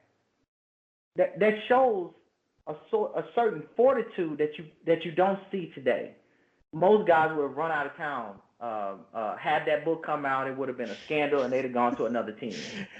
Wait. So are you telling me that the Los Angeles Lakers with Brandon Ingram and Kuzma and everyone else that's upset because there was trade rumors, they wouldn't be able to handle this? Well, that book, that book had one great line in it. I don't care if it's true or not. I still thought it was great. It was Jordan saying, "Don't pass the ball to Bill Cartwright" at the end of the games. Right, and Cartwright threatened to break his knees. Right, yeah. But the point I was going to make is, we could do an entire episode on that book, by the way. The point I was going to make, though, is you see how slanted the media is towards LeBron now. And it's basically LeBron love fest, basically. Yeah, exactly. You go to ESPN, it's like 10 stories on LeBron. And you mentioned this slightly before, too, when you're talking about towards the end of Jordan's run, how it was a Jordan love fest. Now, the Isiah thing, maybe he was left off the Dream Team partially because his name his name was essentially toxic at that point. It wasn't whether and this is why I blame Team USA for this more so than Jordan, because they should have had a backbone. They should have said, no, he deserves it more than Drexler. My God, does he deserve it more than Stockton at that point? Right. He deserved it ahead of a lot of players. He should have been on that team. Absolutely. He should have been on that team. Yeah, he should have been one of the instant selections. As I said, the core. They should have been Jordan, Magic, Bird, Isaiah. They should have been the core. You fill in the other pieces around that. Mm-hmm. Mm-hmm. But all I can think back to, and I can relate it to what we see in the current NBA. Whatever Kevin Durant says or does right now, it's met with such negativity, even when he is proven without a shadow of a doubt completely to be correct. Like what he said earlier this season about wherever LeBron goes becomes a toxic environment. I mean, how much more proof can you be after seeing this season? He was 100% right. No one said, well, let's wait and see. They just said, oh, no, Kevin Durant's being bitter and he's jealous. All this other stuff. Right. And the same thing probably happened with Isaiah. Everything Isaiah was doing was viewed in such a negative light because he was Jordan's biggest competition even after, the Bulls had superseded them. They probably felt like, this is our shot. We couldn't attack Isaiah that much when he was on top. And we couldn't attack him when they were coming up because we're still worried about the Celtics and Lakers. But now's our chance. I'm talking about the media and basketball administrators. Now's our chance to really kick this guy because now we can really throw it at him because he's not winning. He's not overly relevant because if he's winning, they can't really say much, right? So that's just something that I'm so sorry, go. No, I agree with you. I think that Isaiah is such an enigma because off the court, he's Mr. Politically Correct. But on the court, he was far from it. And so when you look at that Pistons team, let's go back to the Celtics. They're pushing, elbowing, tripping, and all this stuff. In the Celtics, Kevin McHale felt like Rick Mahorn intentionally injured his foot, which ended up hampering him throughout the 87 playoffs. And the rest of his career, too. And the rest of his career. Mahorn was getting in shots. I remember he laid a good one on Mark Price, and it took him out a few games, and that shook Cleveland up. I think it was in '89. That shook them up when they were really rolling it up until that point. The Pistons had a reputation for being dirty, not just good defenders, not just being physical, but just being dirty. And who did that funnel to? Went back to Isaiah. So you're talking about in the playoffs, Robert Parrish hits Lambeer with the 1-2, and he stays in the game. He doesn't even get ejected. It wasn't even a foul call. It wasn't even a foul. Exactly. Why? Because on some level, people felt like Lambeer deserved it, but in a global sense, they felt like Detroit deserved it. This whole bad boys thing and, elbows flying everywhere. They weren't used to a team doing anything to win. And so it all funneled back to Isaiah. So Isaiah's to blame for the team beating up Larry Bird, beating up McHale, beating up Parrish to the point where Parrish had to throw some blows at Lambeer. Then now you got Michael Jordan, who's considered, hey, this is the golden child. This is the guy that's going to help the NBA reach, every country in the world. And you got this 6'1" competitive fireball throwing punches at Bill Cartwright, breaking his hand on Bill Cartwright's jaw. He's leading that team to fight. And then when it's his time to give it up, when it's his time, when he faces a team that's finally figured everything out and they're ready to take the mantle, it's perceived that he leads the charge out of there. So it was Jordan, but it was more than Jordan. Isaiah it took years for him to get this reputation. Right. Of being this bad guy, being this dirty guy, being this sneaky guy. I just saw an interview on YouTube, and I'm not sure how recent it is, but it was Charles Oakley and Scottie Pippen being interviewed in New York. And Charles Oakley, some kind of way Isaiah's name came up. Now, Charles Oakley, who left the Bulls after the 88 season, he came out and said, I hate that guy. That guy's nothing to me. And Pippen, of course, goes off. Now, we're talking 20 years later, more than 20 years later, and they're still heated over Isiah Thomas. Heated, passionate about how much they dislike the guy. There are a lot of people that felt like that. Now, if you remember, Isaiah was the president of the Players Association. I'm not sure how that played into people's, how the level of comfort that they have with him or not. I don't know. I always read positive things about that, but I'm just saying, I know he was the president of the Players Association, but yet, and still, 25 years later, people are still talking about how much they hate him passionately. So I think that has played a part, because once you come off the court, you're no longer that guy. And so it does bother you when everyone seems to hate you. No one wants to confide in you. No one wants to connect to you. You're this bad guy. I think on some level that has created in Isiah a desire to be extra politically correct. So when Jordan is on top of the game, Isiah's going to gush over him. When LeBron is on top of the game, Isiah's going to gush over him. When whoever takes over next, Durant, in the next few years, he's undeniably number one. I think Isiah's going to gush over him too. I think Isiah is a reaction to the fact that he is so hated within the NBA circles by so many people that have influence in the NBA still, whether they're coaches or whether they're part of the media.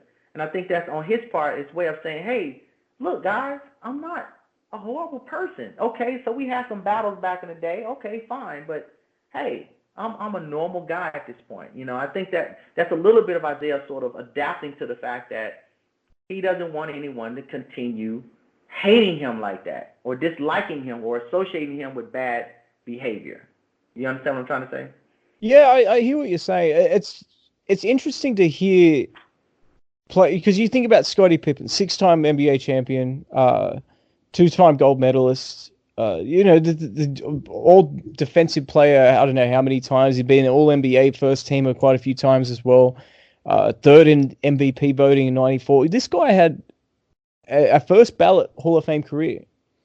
So it's not like a 1 or 2 year guy that was just bitter over right. Isiah Thomas. Charles Oakley, once again, a NBA veteran for many, many seasons, been on a lot of very good teams, deep playoff runs, considered a hard-nosed guy, and said, in fact, a lot of the bad boy Pistons said that he was the one guy that would not change the way that he played against them. We tried to intimidate him. It didn't work with Oakley. Everyone else it worked with, but not Oakley. So It's interesting to hear that players with that kind of mental resolve and that kind of a resume, that Isiah had that kind of effect on them. Absolutely. They should not be insecure about Isiah Thomas. But I do hear what you're saying. Like, so many grains of salt do make a mountain. And maybe, this stuff all does add up. And maybe Isiah Thomas, being a politician, has had very negative effects, because what you were saying actually does make a lot of sense. It's all substantiated, because we have seen him chop and change. We have seen him being contradictory, like in terms of, basically playing as dirty as they did. Let's be honest, they did play dirty. We're not talking about like, a hard foul. We're talking about after a guy is fouled and they're still in midair, they'll try and take the legs out. Absolutely. So the point that I'm trying to make is that players probably see through that the same way that Kevin Durant and Kawhi Leonard and Paul George they were able to see through LeBron's antics. And I was, as a fan watching the games and all that, I wasn't surprised at all when all this happened in Los Angeles this year. If anything, it just highlighted it. But this has been going on for years.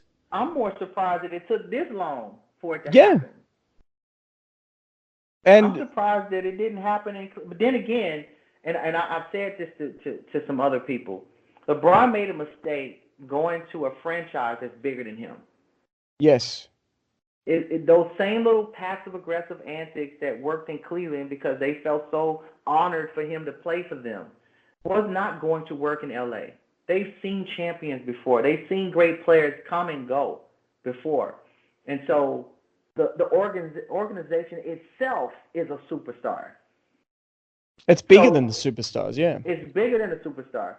So LeBron comes over and he wants to do his little, passive-aggressive GM stuff, and think the crowd is just going to be so overwhelmed with love and adoration for LeBron James that they'll look past all this little stuff he's doing. No, it wasn't going to fly in L.A. It just wasn't. L.A. and Boston are probably the two franchises that would not put up with that. Maybe not the Knicks either. No, the Knicks would do anything for talent right now. Maybe not in the 90s though. Right. Let me throw something out before I forget though. Yeah. This is related to the Pistons and Bulls.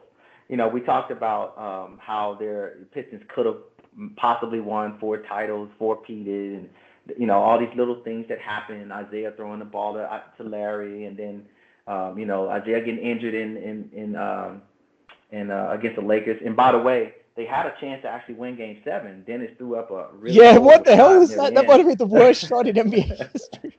Right. They had a shot even with Isiah hurt to win that game on the road. But let me throw something else out to you. 1990, the Pistons curb stomped the Bulls all season long, and it really played a factor in the Bulls' confidence. The Bulls, they won the first game barely at home, and then every single game they either lost by 10 or more points. One of them was by 25 points. They curb stomped the Bulls. The Pistons did not fully respect the Bulls until the Bulls went up 2-1 in the playoffs in '89. That was the first time Detroit looked at Chicago as a real competitor. That was Jordan's game winner, wasn't it, off the back? That was the game winner, yeah. Right. That's when the Bulls got on the Pistons' radar. Okay, now you go to 1990, and the Pistons are spending the whole year making sure the Bulls have no confidence against them, right? So all season long, I think they won 4-1, and they embarrassed the Bulls every time. Now the Bulls ended up winning 55 games. They were the second best team of the season, of the regular season. But there was a gap between them and the Pistons. Okay, you get to the playoffs, Pistons win Game 1. The Pistons win Game 2. Game 3. Now this is 1990. Game 3, the Bulls are reeling. They don't know how to beat the Pistons. And with 6 minutes to go in the third quarter, the Pistons are up by 14 points. Now, remember what I told you. When the Pistons were up by 5, it felt like 20. Remember that? The Pistons are up 14 points in Chicago, Game 3, 6 minutes to go in the third quarter before Michael ends up going off. What happens if they lose that game? Do you know they would have torn that team apart? I don't think they would have. I think they would have been open to making trades. I think Horace Grant probably would have gone. I don't think they would have traded Pippen because I don't think Pippen really had a whole he wasn't. I don't think there was a huge market for Pippen outside of Phil Jackson. And the reason I say that, think back to when Jordan was gone in '95, and the Bulls were actively seeking to trade Pippen. Sean Kemp's name came up. But Dan Marley's name came up. And it was the Suns that actually pulled out of that trade because they didn't want to mess up the chemistry that they had developed. They brought in Danny Manning. They had Barkley, still Kevin Johnson, all those other guys. So I don't think a whole lot of teams would have been interested in Pippen. It was the first year with Phil Jackson, I believe. Was that the first year? 1990, yes. It was the first year. And I think they would have given... If they had been swept... Jackson's rope would have been very, very short. And if they had not shown any signs of improvement, I think they would have blown it up then. I think they would have given Jackson another year of it. But I don't think they would have recovered mentally had they been swept. That's where I was going, because the Pistons win Game 3, the Bulls are going to get swept. And now imagine you win 1 game in '88, you win 2 games in '89, and then you get swept in '90. Wow. That would have gone backwards. They were already sort of trying to find a way to beat the Pistons. And so that was the Pistons' chance right there, that game, that moment, to stomp away the Bulls dynasty, the incoming train. That was their chance right there. They did not take it. And all of a sudden, the Bulls stretched it to 7. They ended up losing, but they got confidence in stretching that to 7 games. And the next season, they win, yeah. Over the summer, to a man, they said, if we had home court advantage, we would have beaten them. And so they spent the whole next year saying, we're going to get home court advantage against the Pistons. and we're going to win it this time. It's the exact same thing the Pistons did to the Celtics in 1988. To be honest with you, I'm unfamiliar with that game. I don't think I've actually watched that game, Game 3 of the 90 conference finals. So I'm going to ask you this question. Mm-hmm. You said that Jordan took over. Now, is this the first time we're really seeing the genius of Michael Jordan? Because we weigh up what's on the line here. If they lose in a sweep, which is highly likely if they go on to lose Game 3, if they lose in a sweep, does Jordan realize that, hey, maybe my window is closing before my eyes? And that's why he decided to take over? What's your analysis of that? Well, I know that he felt like this was... Remember, the Bulls did not believe they could beat the Pistons. Deep down, there was some kind of mental block against those guys. And so Michael Jordan understood this game means everything. This is his career. And so he put everything into the last part of the third quarter and the fourth quarter into winning that game. He overcame almost by himself this 14-point deficit, which was almost impossible to do against a team as disciplined as Detroit was. This was when you found out how badly Michael wanted to win. This is when it really came out. And after they won that game, he had a similar game in Game 4. I mean, I believe he scored 40 points, 40 plus in both games, I believe. He scored 42. I'm looking it up on the internet now. He scored 42 in Game 4. He scored 47 in Game 3. 47. He totally took over that game. That's when Michael Jordan was Michael Jordan at his best. And there was nothing the Pistons could do. You know, and that was their chance, and Michael took it out of their hands. Michael, mostly by himself. I'm not saying the team didn't contribute, but it was a Michael Jordan show from the second half of the third quarter through the fourth quarter. It was beautiful. And I remember thinking, even at the time, wow, they dodged a bullet. They lose that game, it's totally over. The Bulls have no confidence. There's no way they come back. But see, that's how valuable a leader is. When he sees a moment like that and he says, not over my dead body are we losing this game.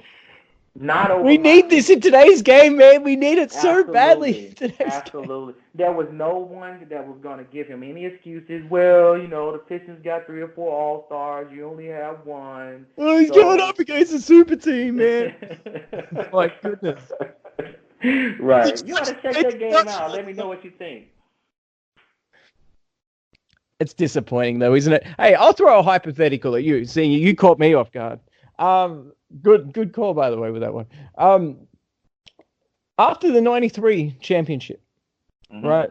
This is before the 94 World Championships, where Isiah tore his Achilles. The Pistons, Chuck Daly's gone. They're no longer really the threats in the East to the Bulls. Of course, the Knicks have become that. Pistons are close to being broken up. They really are. Dennis Rodman was traded the next offseason for Sean Elliott. Bill Laimbeer had retired. Joe Dumas was still there, but they weren't real, genuine threats anymore. Their moment had passed. Let's assume that Jordan's father doesn't get murdered. He doesn't retire in 94, right? Jordan sticks around. How sweet would it have been if somehow this could have happened? And they could have let bygones be bygones, because we saw them bring in Dennis Rodman. I know we're saying Dennis Rodman is not Isiah Thomas. He wasn't considered the figurehead. But let's just assume that after John Paxson starts to decline, that maybe Isiah Thomas could come home. How cool would that have been to see him play alongside Jordan? It would have been really cool, because I like both players. But I think that Isiah was, I think he hurt himself in I think it was the 94 season. No, it was at the World Championships. It was at the World Championships. Oh, okay. Yeah, I remember him hurting himself. Okay, so you're saying before that point. It would have been nice, but I think at that point, Isiah had lost a little bit of that speed. that he was known for, and it was harder for him to get past guys like he did earlier in his career. And he was always a streak shooter. So that Bulls team with that triangle offense put a premium on, solid outside shooting. Could he have filled that role? I don't know. The triangle offense sort of negates the advantages of having a pure point guard like Isiah Thomas. So it would have been nice from a fan point of view because, like I said, I really respect both players. But I'm not sure he would have made the team any better, even though he was a great player himself. I think at that point in his career, he would have been sort of out of place in that offense. On the offense, sure. But think about defensively what he would have done. Yeah, he's definitely a step up over John Paxson, who was having problems that year. And he could have been an excellent mentor to B.J. Armstrong, who B.J. Armstrong looked up to him growing up. B.J.'s from Detroit. So B.J. Armstrong has always looked up to Isiah Thomas. So that would have been another leader there on the team, whatever chemistry issues put aside, because you remember Scottie Pippen's on that team, and Scottie still hates his guts to this day. So we gotta sort of factor that in. But let's be honest though with this. So Scottie Pippen, as much as I've got his jersey, he's one of my favorite players, especially what he did defensively. Scottie Pippen's not a leader. Scottie Pippen, what he would have followed if Isiah Thomas walks into that locker room wearing a Bulls jersey, and Michael Jordan signs off on it, Phil Jackson signs off on it, Scottie Pippen's going to start following Isiah Thomas. Yeah, I agree with that. Yeah, I agree with that. Isiah was a natural-born leader, and he would have been a huge voice in that locker room. But, watching those guys go at it like they did, it's really hard for me to imagine there not be any residue whatsoever with Isiah. Now, I know Dennis and James and Sally were there, but I don't know. Isiah, he's a different kind of dude. He's a leader, but he's a leader. And yeah, I'm not sure if he would have been okay being sort of a voice coming from the bench. Isaiah's a natural-born leader, and that's great when you're building a team because he took that Detroit team from nowhere and made them champions. But that same dude, like Michael Jordan, I'm not sure Michael, he didn't have the same effect on the Wizards, because he's too much of a leader. There's no way to rein him in. And so sometimes when you come in as a secondary role, you can't have the number one voice. You got to learn how to kind of recognize your status on the team and pull back, some of your leadership gifts to allow someone else to take over that role. I don't think Michael's built like that, and I don't know if Isaiah's built like that either. It would have been interesting. Sure. Yeah, it would have been. I guess I've probably romanticized it because I've looked at the All-Star games and the connection they had. You brought up the 88 All-Star game. I've also think back to the 93 All-Star game where they, there's just that unspoken bond on the court, the unspoken connection, where they just look at each other, eye contact, and Jordan cuts the other way, and bam, the ball is there before Jordan gets there. Absolutely. And I guess maybe, looking back at it, it would have been sweet to have seen that over. It would have been, to me, it would have been like Walton joining the Celtics in the mid '80s. We could have seen something special like that. But yes, sir. I'm sorry. Let me throw something out. We know Jordan was a super competitive guy, and that team, the Bulls, were great, because, as they said, the practices were more intense than the games. We know Jordan punched Steve Kerr over something silly. And who knows? They probably fight over stuff like that all the time on every team. But we also know Isiah ran his team in the same way, and that he's punched Bill Laimbeer, he's punched Rick Mahorn, He's gone after all kinds of players because they weren't practicing hard enough for him. So that spirit is still in him. Now, understand, this is after the 4-year war. Let's say something happens in practice where Isiah, his competitive nature gets the best of him, and he said something to Pippen, he said something to Jordan, and deep down, they're still thinking about this the same guy that we have to beat, in that 4-year war. And then it ends up escalating beyond the point of where it could be reconciled. I mean, there's always a possibility there because, even to this day, there's some bad blood, and I hear what you're saying, but keep in mind what you specifically said about Isiah Thomas before too, and being his ability to understand his role or the situation, whether he was a broadcaster or whether he was a coach, and he understood what he could get away with and what he couldn't get away with. Now, competitive fire is a little bit different, especially if you're in the heat of battle and something like that. Maybe something does get said, but I think Isiah was probably smart enough, given this hypothetical, in like 94 or 95 or whenever it would have been, that he could have said, hey, there's certain things I cannot say to Jordan. I agree with that. Isiah was very smart. I agree with you. I think Isiah was very, very smart. Yeah, maybe too smart. Very smart. Maybe too smart. And what I mean by that is maybe he sort of understood situations and tried to be 2 steps ahead at all times. And sometimes if you're 2 steps ahead, sometimes you can go so far ahead that you actually rotate all the way around and you're actually behind people. And I think maybe that has hurt his legacy more than people have sort of taken into account. But getting back to the Pistons' legacy, and the premise of this show was the impact that the Pistons had, on the Bulls dynasty. Do you think there was? We've already sort of established, and if anybody disagrees with it, you're welcome to come on the show and talk about it as long as you're respectful with it. But I don't think there's a whole lot of people that can really deny it if you've watched the Bulls and you watch their mental toughness in the 90s, where that came from. The traits are almost identical to the Pistons, and that's not a coincidence. Now, the question I wanted to throw to you before we finish up is, do you think the opposite also happened too, that battling Jordan and the talent that he was, that also prepared the Pistons once they got to the finals to deal with talents like Drexler, talents like Magic Johnson?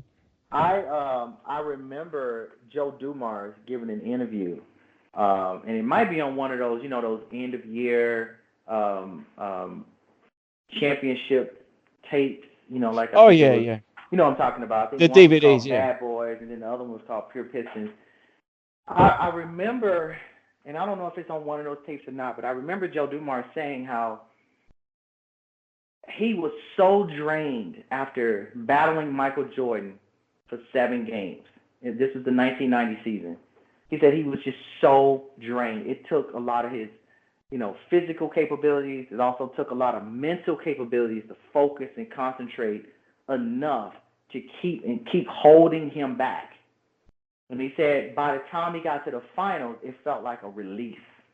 Like it was a relief. It was like, I can breathe again. And in the finals, he ended up facing Clyde Drexler. But he didn't have to work as hard to defend Drexler. Now, if you look at the numbers, Drexler had a good, it was, I don't remember it offhand, but I remember he had a pretty good but he didn't control the game. Right. It wasn't like Michael, though. Michael forced Detroit to change their defense. He forced Detroit to make adjustments. He forced players to their limit. And so if you look at the Pure Pistons, the end-of-year championship tape, it should be on DVD somewhere. It might be even on YouTube. When the Pistons finally beat the Bulls, and the cameras follow the team into the locker room, it scans past Joe Dumars, and you can see him excelling. You can see it. You can see that. He was drained. That was the toughest matchup the Pistons had to face that year, and Portland was considered a vacation in comparison. Okay. Well, I agree with that, by the way. It kind of felt like, Jordan, it was reciprocal. Jordan toughened them up as well and allowed them to make their defense better. Because without Jordan, maybe the Pistons don't become champions either. Because who knows how they would actually play up against Magic Johnson. I know Magic got hurt in the year they won, but let's assume the Lakers are healthy in that situation. I think Jordan forced the Pistons defense to refine itself and to make sure that it was able to focus in on and not allow one individual control the game and beat them. So I think. Yeah, okay, go. No, go I was ahead. going to say, no, I think the Celtics actually deserve the bulk of the credit with helping the Pistons grow into a champion. I think the Bulls kept them sharp. Yeah, that's a good way to put it. I'm happy with that. Yeah. Oh, and we never really talked about Dantley and Aguirre. I don't know if you have time to do that. Oh yeah, we can talk about that. That was an underrated thing and all that. I'll give my take on it, and then you probably got more in-depth analysis with it. But I don't think the Pistons could never have won. I mean, they came close. Obviously, we know what happened in the '88 finals, and that was with Dantley. But they needed to make that trade.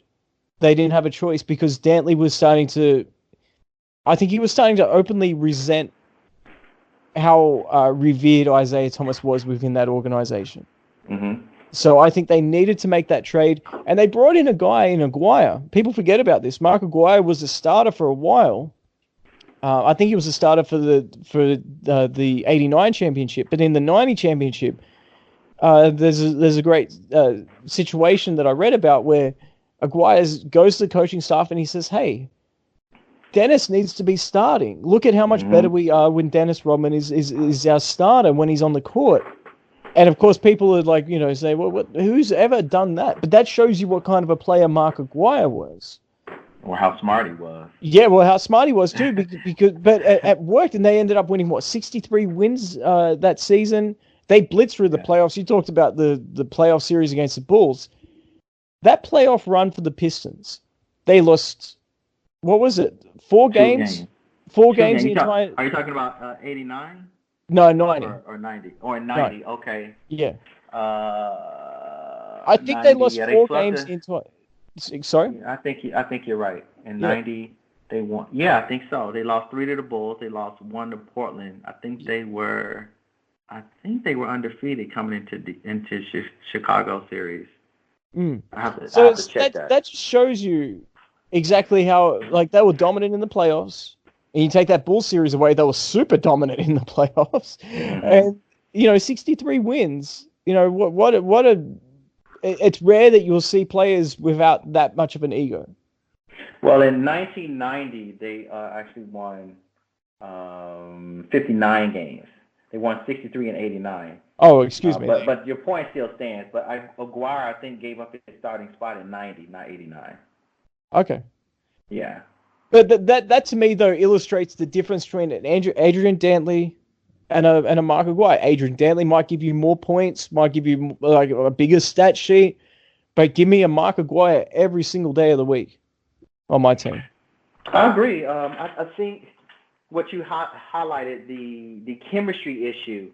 Detroit was run almost like a military operation. You had, Bill Davidson was the owner, but really it was McCloskey, the GM, that really ran the show. And Daly was the coach, and then Isiah was the leader of the players, and it was just like that. And so Dantley started to chafe under Isaiah's leadership. And so it wasn't so much about Dantley and his playing style as much as it was about the disorder to the team that Dantley was causing because he was so bitter and he, hated Isiah. He didn't like him, and he would sort of openly question Isiah when Isiah would make points in team sessions, in the film sessions. And so they were more concerned about how is this affecting the team because McCloskey was focused on the team. It was about the team. I want a great team, and everything needs to be in order. And Isaiah's the team leader, Daly's the coach, and that's it, And Danny was chafing against that, and so he became expendable. Now, I think that the Pistons they could have won with Dantley. They were championship quality in '88. They maybe, in some view, should have won in '88, right? and they had Dantley there. And Dantley had a fabulous series against the Lakers that year. I don't know his numbers, but the Lakers couldn't do anything with him in '88. But Dantley, I believe the Pistons ended up getting Aguirre, and it was an upgrade because Aguirre, not only was he was having some issues in Dallas. They wanted to ship him out. They hated him in Dallas, and so they threw a party when he left the team. I'm sure he did too. What's his name? Ronald. What's his name? Ro Blackman. I forgot his. Ronaldo Blackman. Ronaldo Blackman and Sam Perkins. They were talking about how they were throwing a party because they had finally gotten rid of Mark Aguirre.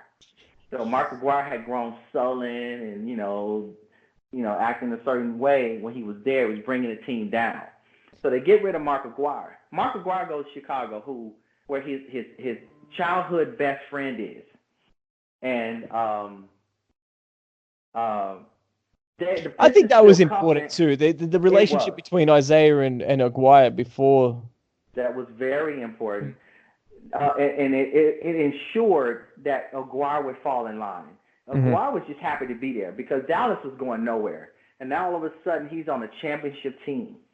And when he got there, Lambeer, Mahorn, Isiah, and Vinnie Johnson took him out to dinner. And they laid the law to him and said, look, this is what we're about.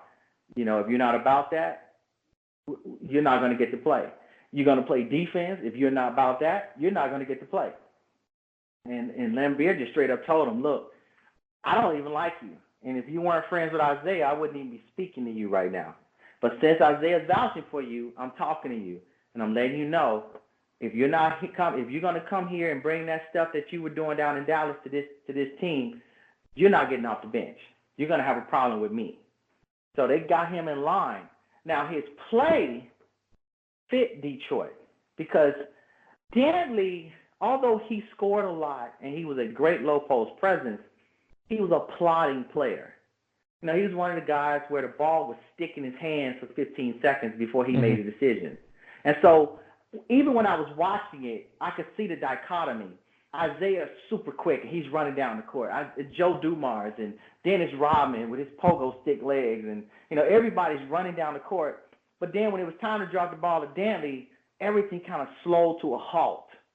And Dantley would get the ball, and he'd back in, and he'd pump fake, and he'd pivot, and he'd do all this other stuff. And it would take 15 seconds for him to actually get a move. And most of the time, he'd get a foul call, and he'd just go to the line and get 2 foul shots. That's how he scored. It was effective, but Mark Aguirre had a better jump shot. He passed the ball more willingly, and he was able to move on the court a lot faster. And he didn't need the ball. He could move off the ball, too. Exactly. So it allowed Detroit to have a much more dynamic offense, and they were much quicker on the court than when Dantley was there. Let me ask you something. Upgrade. Mm-hmm. Let me ask you something. What does this remind you of? Think back to the 2004 Pistons when they brought in Rasheed Wallace, and it all just in mid-season too, and it all just seemed together. Now, of course, they didn't have to give up at Adrian Dantley to bring in Rasheed Wallace. I can't remember who they traded for. I think it was, I don't even know. I know it was with Atlanta because they traded Rasheed to Atlanta, and then Rasheed went to Detroit. Oh man, I totally forgot about that. You're right. But it's an interesting thing. You brought up in 1988. I do agree 100% that the Pistons should have won that game and that series, and they should have won the championship. But we're not dealing with the hypothetical. I think Charles Barkley said this, and this gets quoted quite a bit, that, after your team is successful, then everybody's how do you manage that ego? How do you manage that the inflated egos of all your players, including your role players? And Adrian Dantley, as good as he was a role player at that stage with the Pistons. So he was an issue once they had nearly won in 88. So moving forward to 89 and 90, I don't think there's any way from 89 and 90 that they could have won with Adrian Dantley at that point. I think he was too big of a head case, and I think he was. I liked your comparison to the military as well. The actual hierarchy that they had in Detroit was very similar to that of a military. You had your commanders and you had your officers, and they were in charge of their divisions and making sure that everyone was accountable. Adrian Dantley was out of line, and like in the military, if you are disrespectful to people that are your superiors, you're going to be shown the door very, very quickly. They don't tolerate that. Absolutely. And he was causing major issues, major chemistry issues. I think Detroit were they were losing games they shouldn't have been losing because they were having internal struggles. And that's what ultimately convinced McCloskey to make the deal. Jack McCloskey, that's his name. They called him Trader Jack. And so whenever you saw him walking down the hallway, you knew it was some bad news. And, Dantley practically begged him to stay. He put on his game face after a while, and he even asked Jack, hey, look, I'd love to stay. If there's a chance I can stay, I'd love to stay. And Jack said, well, I can't promise you a spot here. If a team offers a really good deal that I feel like can make the team better, I'm going to go with it. So he was totally honest about it. And I think it was right after the All-Star game, Jack McCloskey called Adrian Dantley in his hotel room that morning and said, hey, I really need to talk to you. And Dantley knew what he was coming in for. And so he told him, look, we worked out a deal with Dallas. You're going to be heading down there, and good luck. And Dantley went down to Dallas, and I guess he wanted there were some issues with his contract. I don't know what the problem was, but he didn't play for a while. He chose not to play several games. Like, he went AWOL. He was upset. He was mad. He didn't want to be in Dallas. He went AWOL for a number of games before they finally got him to come in and play. And even then, you could just tell his heart wasn't in it. He was done. Well, I mean, you make your bed, you got to lay in it. And I know that's harsh, especially people of this generation. Like, oh, well, let's feel sorry for the players at every opportunity. No, if you're causing issues, if he's purposely being belligerent and messing up the team chemistry, of course they're going to trade you. Yeah. Especially if they have championship aspirations. So, I mean, it is what it is. I'll just stick with what I said, though. After 88, I mean, they could have won with Dantley in 88, but after 88 and after he started causing problems, I don't think they could have won with Dantley. I agree, and he was slowing down, too. Even though that's true. He was still an efficient, proficient scorer. He was slowing down, so all he would have done was slow the Pistons down to the point where they would have been beatable. But Mark Aguirre, he ended up giving that spot to Dennis Rodman in 90, but he was a valuable piece the whole time he was there. He was hitting timely baskets. He had a really good outside shot. He was good on the post. I mean, he had some nice moves down there, quick turnarounds, fadeaways, and things of that nature that allowed the Pistons to be much more dangerous and unpredictable than they would have been with Adrian Dantley. Well, you think about their the way that team was structured, and we always think about defense, right, when you think about the bad boy Pistons. But you have Vinnie Johnson coming off the bench, and you have Mark Aguirre coming off the bench. Both guys, instant offense. So They will wear you down. That's actually really a genius way when you think about it. You have your starters that are primarily defenders. So typically your team, the starters are the best players. Like 95% of the time. You'll get exceptions. I know you get exceptions. Like Tony Kukoc is a good example of the Bulls, right? Where a player is coming off the bench because that's what he excels in his role. But typically the best players are the starters. So you have your defensive players who can wear down the other team's best offensive players. And then you bring in fresh legs who are actually your best scorers that can help establish that lead or at least maintain that lead that your defensive players have actually built. How do you counter that if you're the opposition? Because your best players are being essentially contained by such a great defensive team. And then now they're bringing in their scorers. It's like, man, how are you meant to... The genius behind some of this stuff, when you scratch the surface as to what the actual mentality is or the philosophy is, as to why they would bring that. And Adrian Dantley couldn't do that. He wasn't, as you said, he was a guy that would slow the pace right down. He was ineffective off the ball. When Adrian Dantley was if he didn't have the ball in his hands, you didn't have to worry about him. If he did have the ball in his hands, you know exactly when you have to worry about him. And that's, as a 6'5" guy, you'd think he'd be more explosive on the perimeter. He wasn't. He was primarily a post player. he would get into the lane. He was good at finishing and getting to the line, but he wasn't going to control the game in a positive fashion for the Pistons. And I think if they had won, despite his good production in the 88 finals, if they had won, I think it would have been in spite of Dantley. And what I mean by that is if they had Mark Aguirre in 88 as opposed to Dantley, I think they would have been in exactly the same position, if not better position. That's interesting. That's interesting because they really should have won. So that's an interesting. You're probably right though. Like I said, Aguirre fit them much better. So they probably would have been a better team. But at the same time, we can't neglect or negate, maybe I should say. We shouldn't negate the effect that he had on Joe Dumars and Dennis Rodman and John Sally. They called him Teacher for a reason.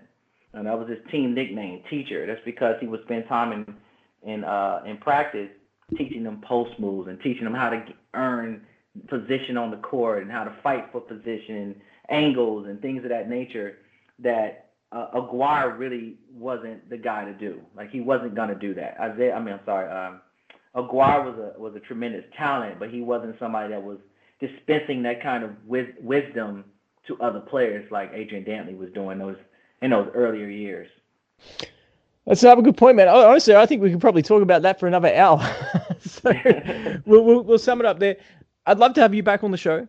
I'd love to be back. Thank you. Yeah, and what we're going to be doing more frequently is watch-alongs. We've got the 98 Bulls Game 6 will be coming up soon. But after that, I'd like to have you on for some of those Pistons games, man, or even the Bulls games, especially the one that you mentioned before. If we can get...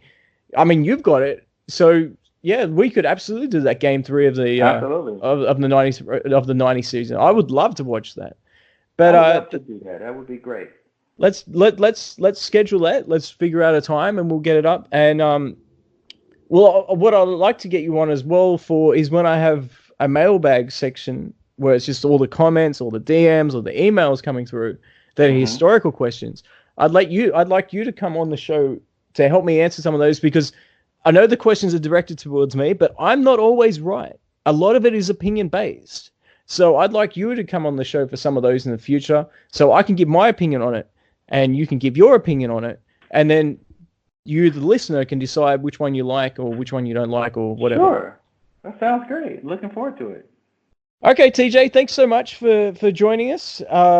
Once again, guys, if you enjoyed the show, subscribe, rate, comment, share, whatever you want to do, or just listen. That would help too.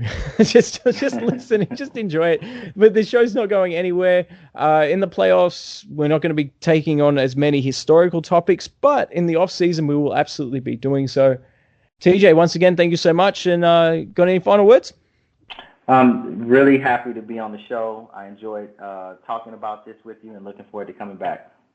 Cool, man. Thank you. It was a pleasure. And once again, guys, istilllovethisgame.com. Search I Still Love This Game on iTunes, not iTunes, Instagram, as well as Facebook. We do cover topics on those two platforms. I'm not on Twitter. Don't even ask me to get on Twitter. But on those two platforms, I do often send out questions or feelers or respond to questions on there as well. So thanks for listening, guys, and take care.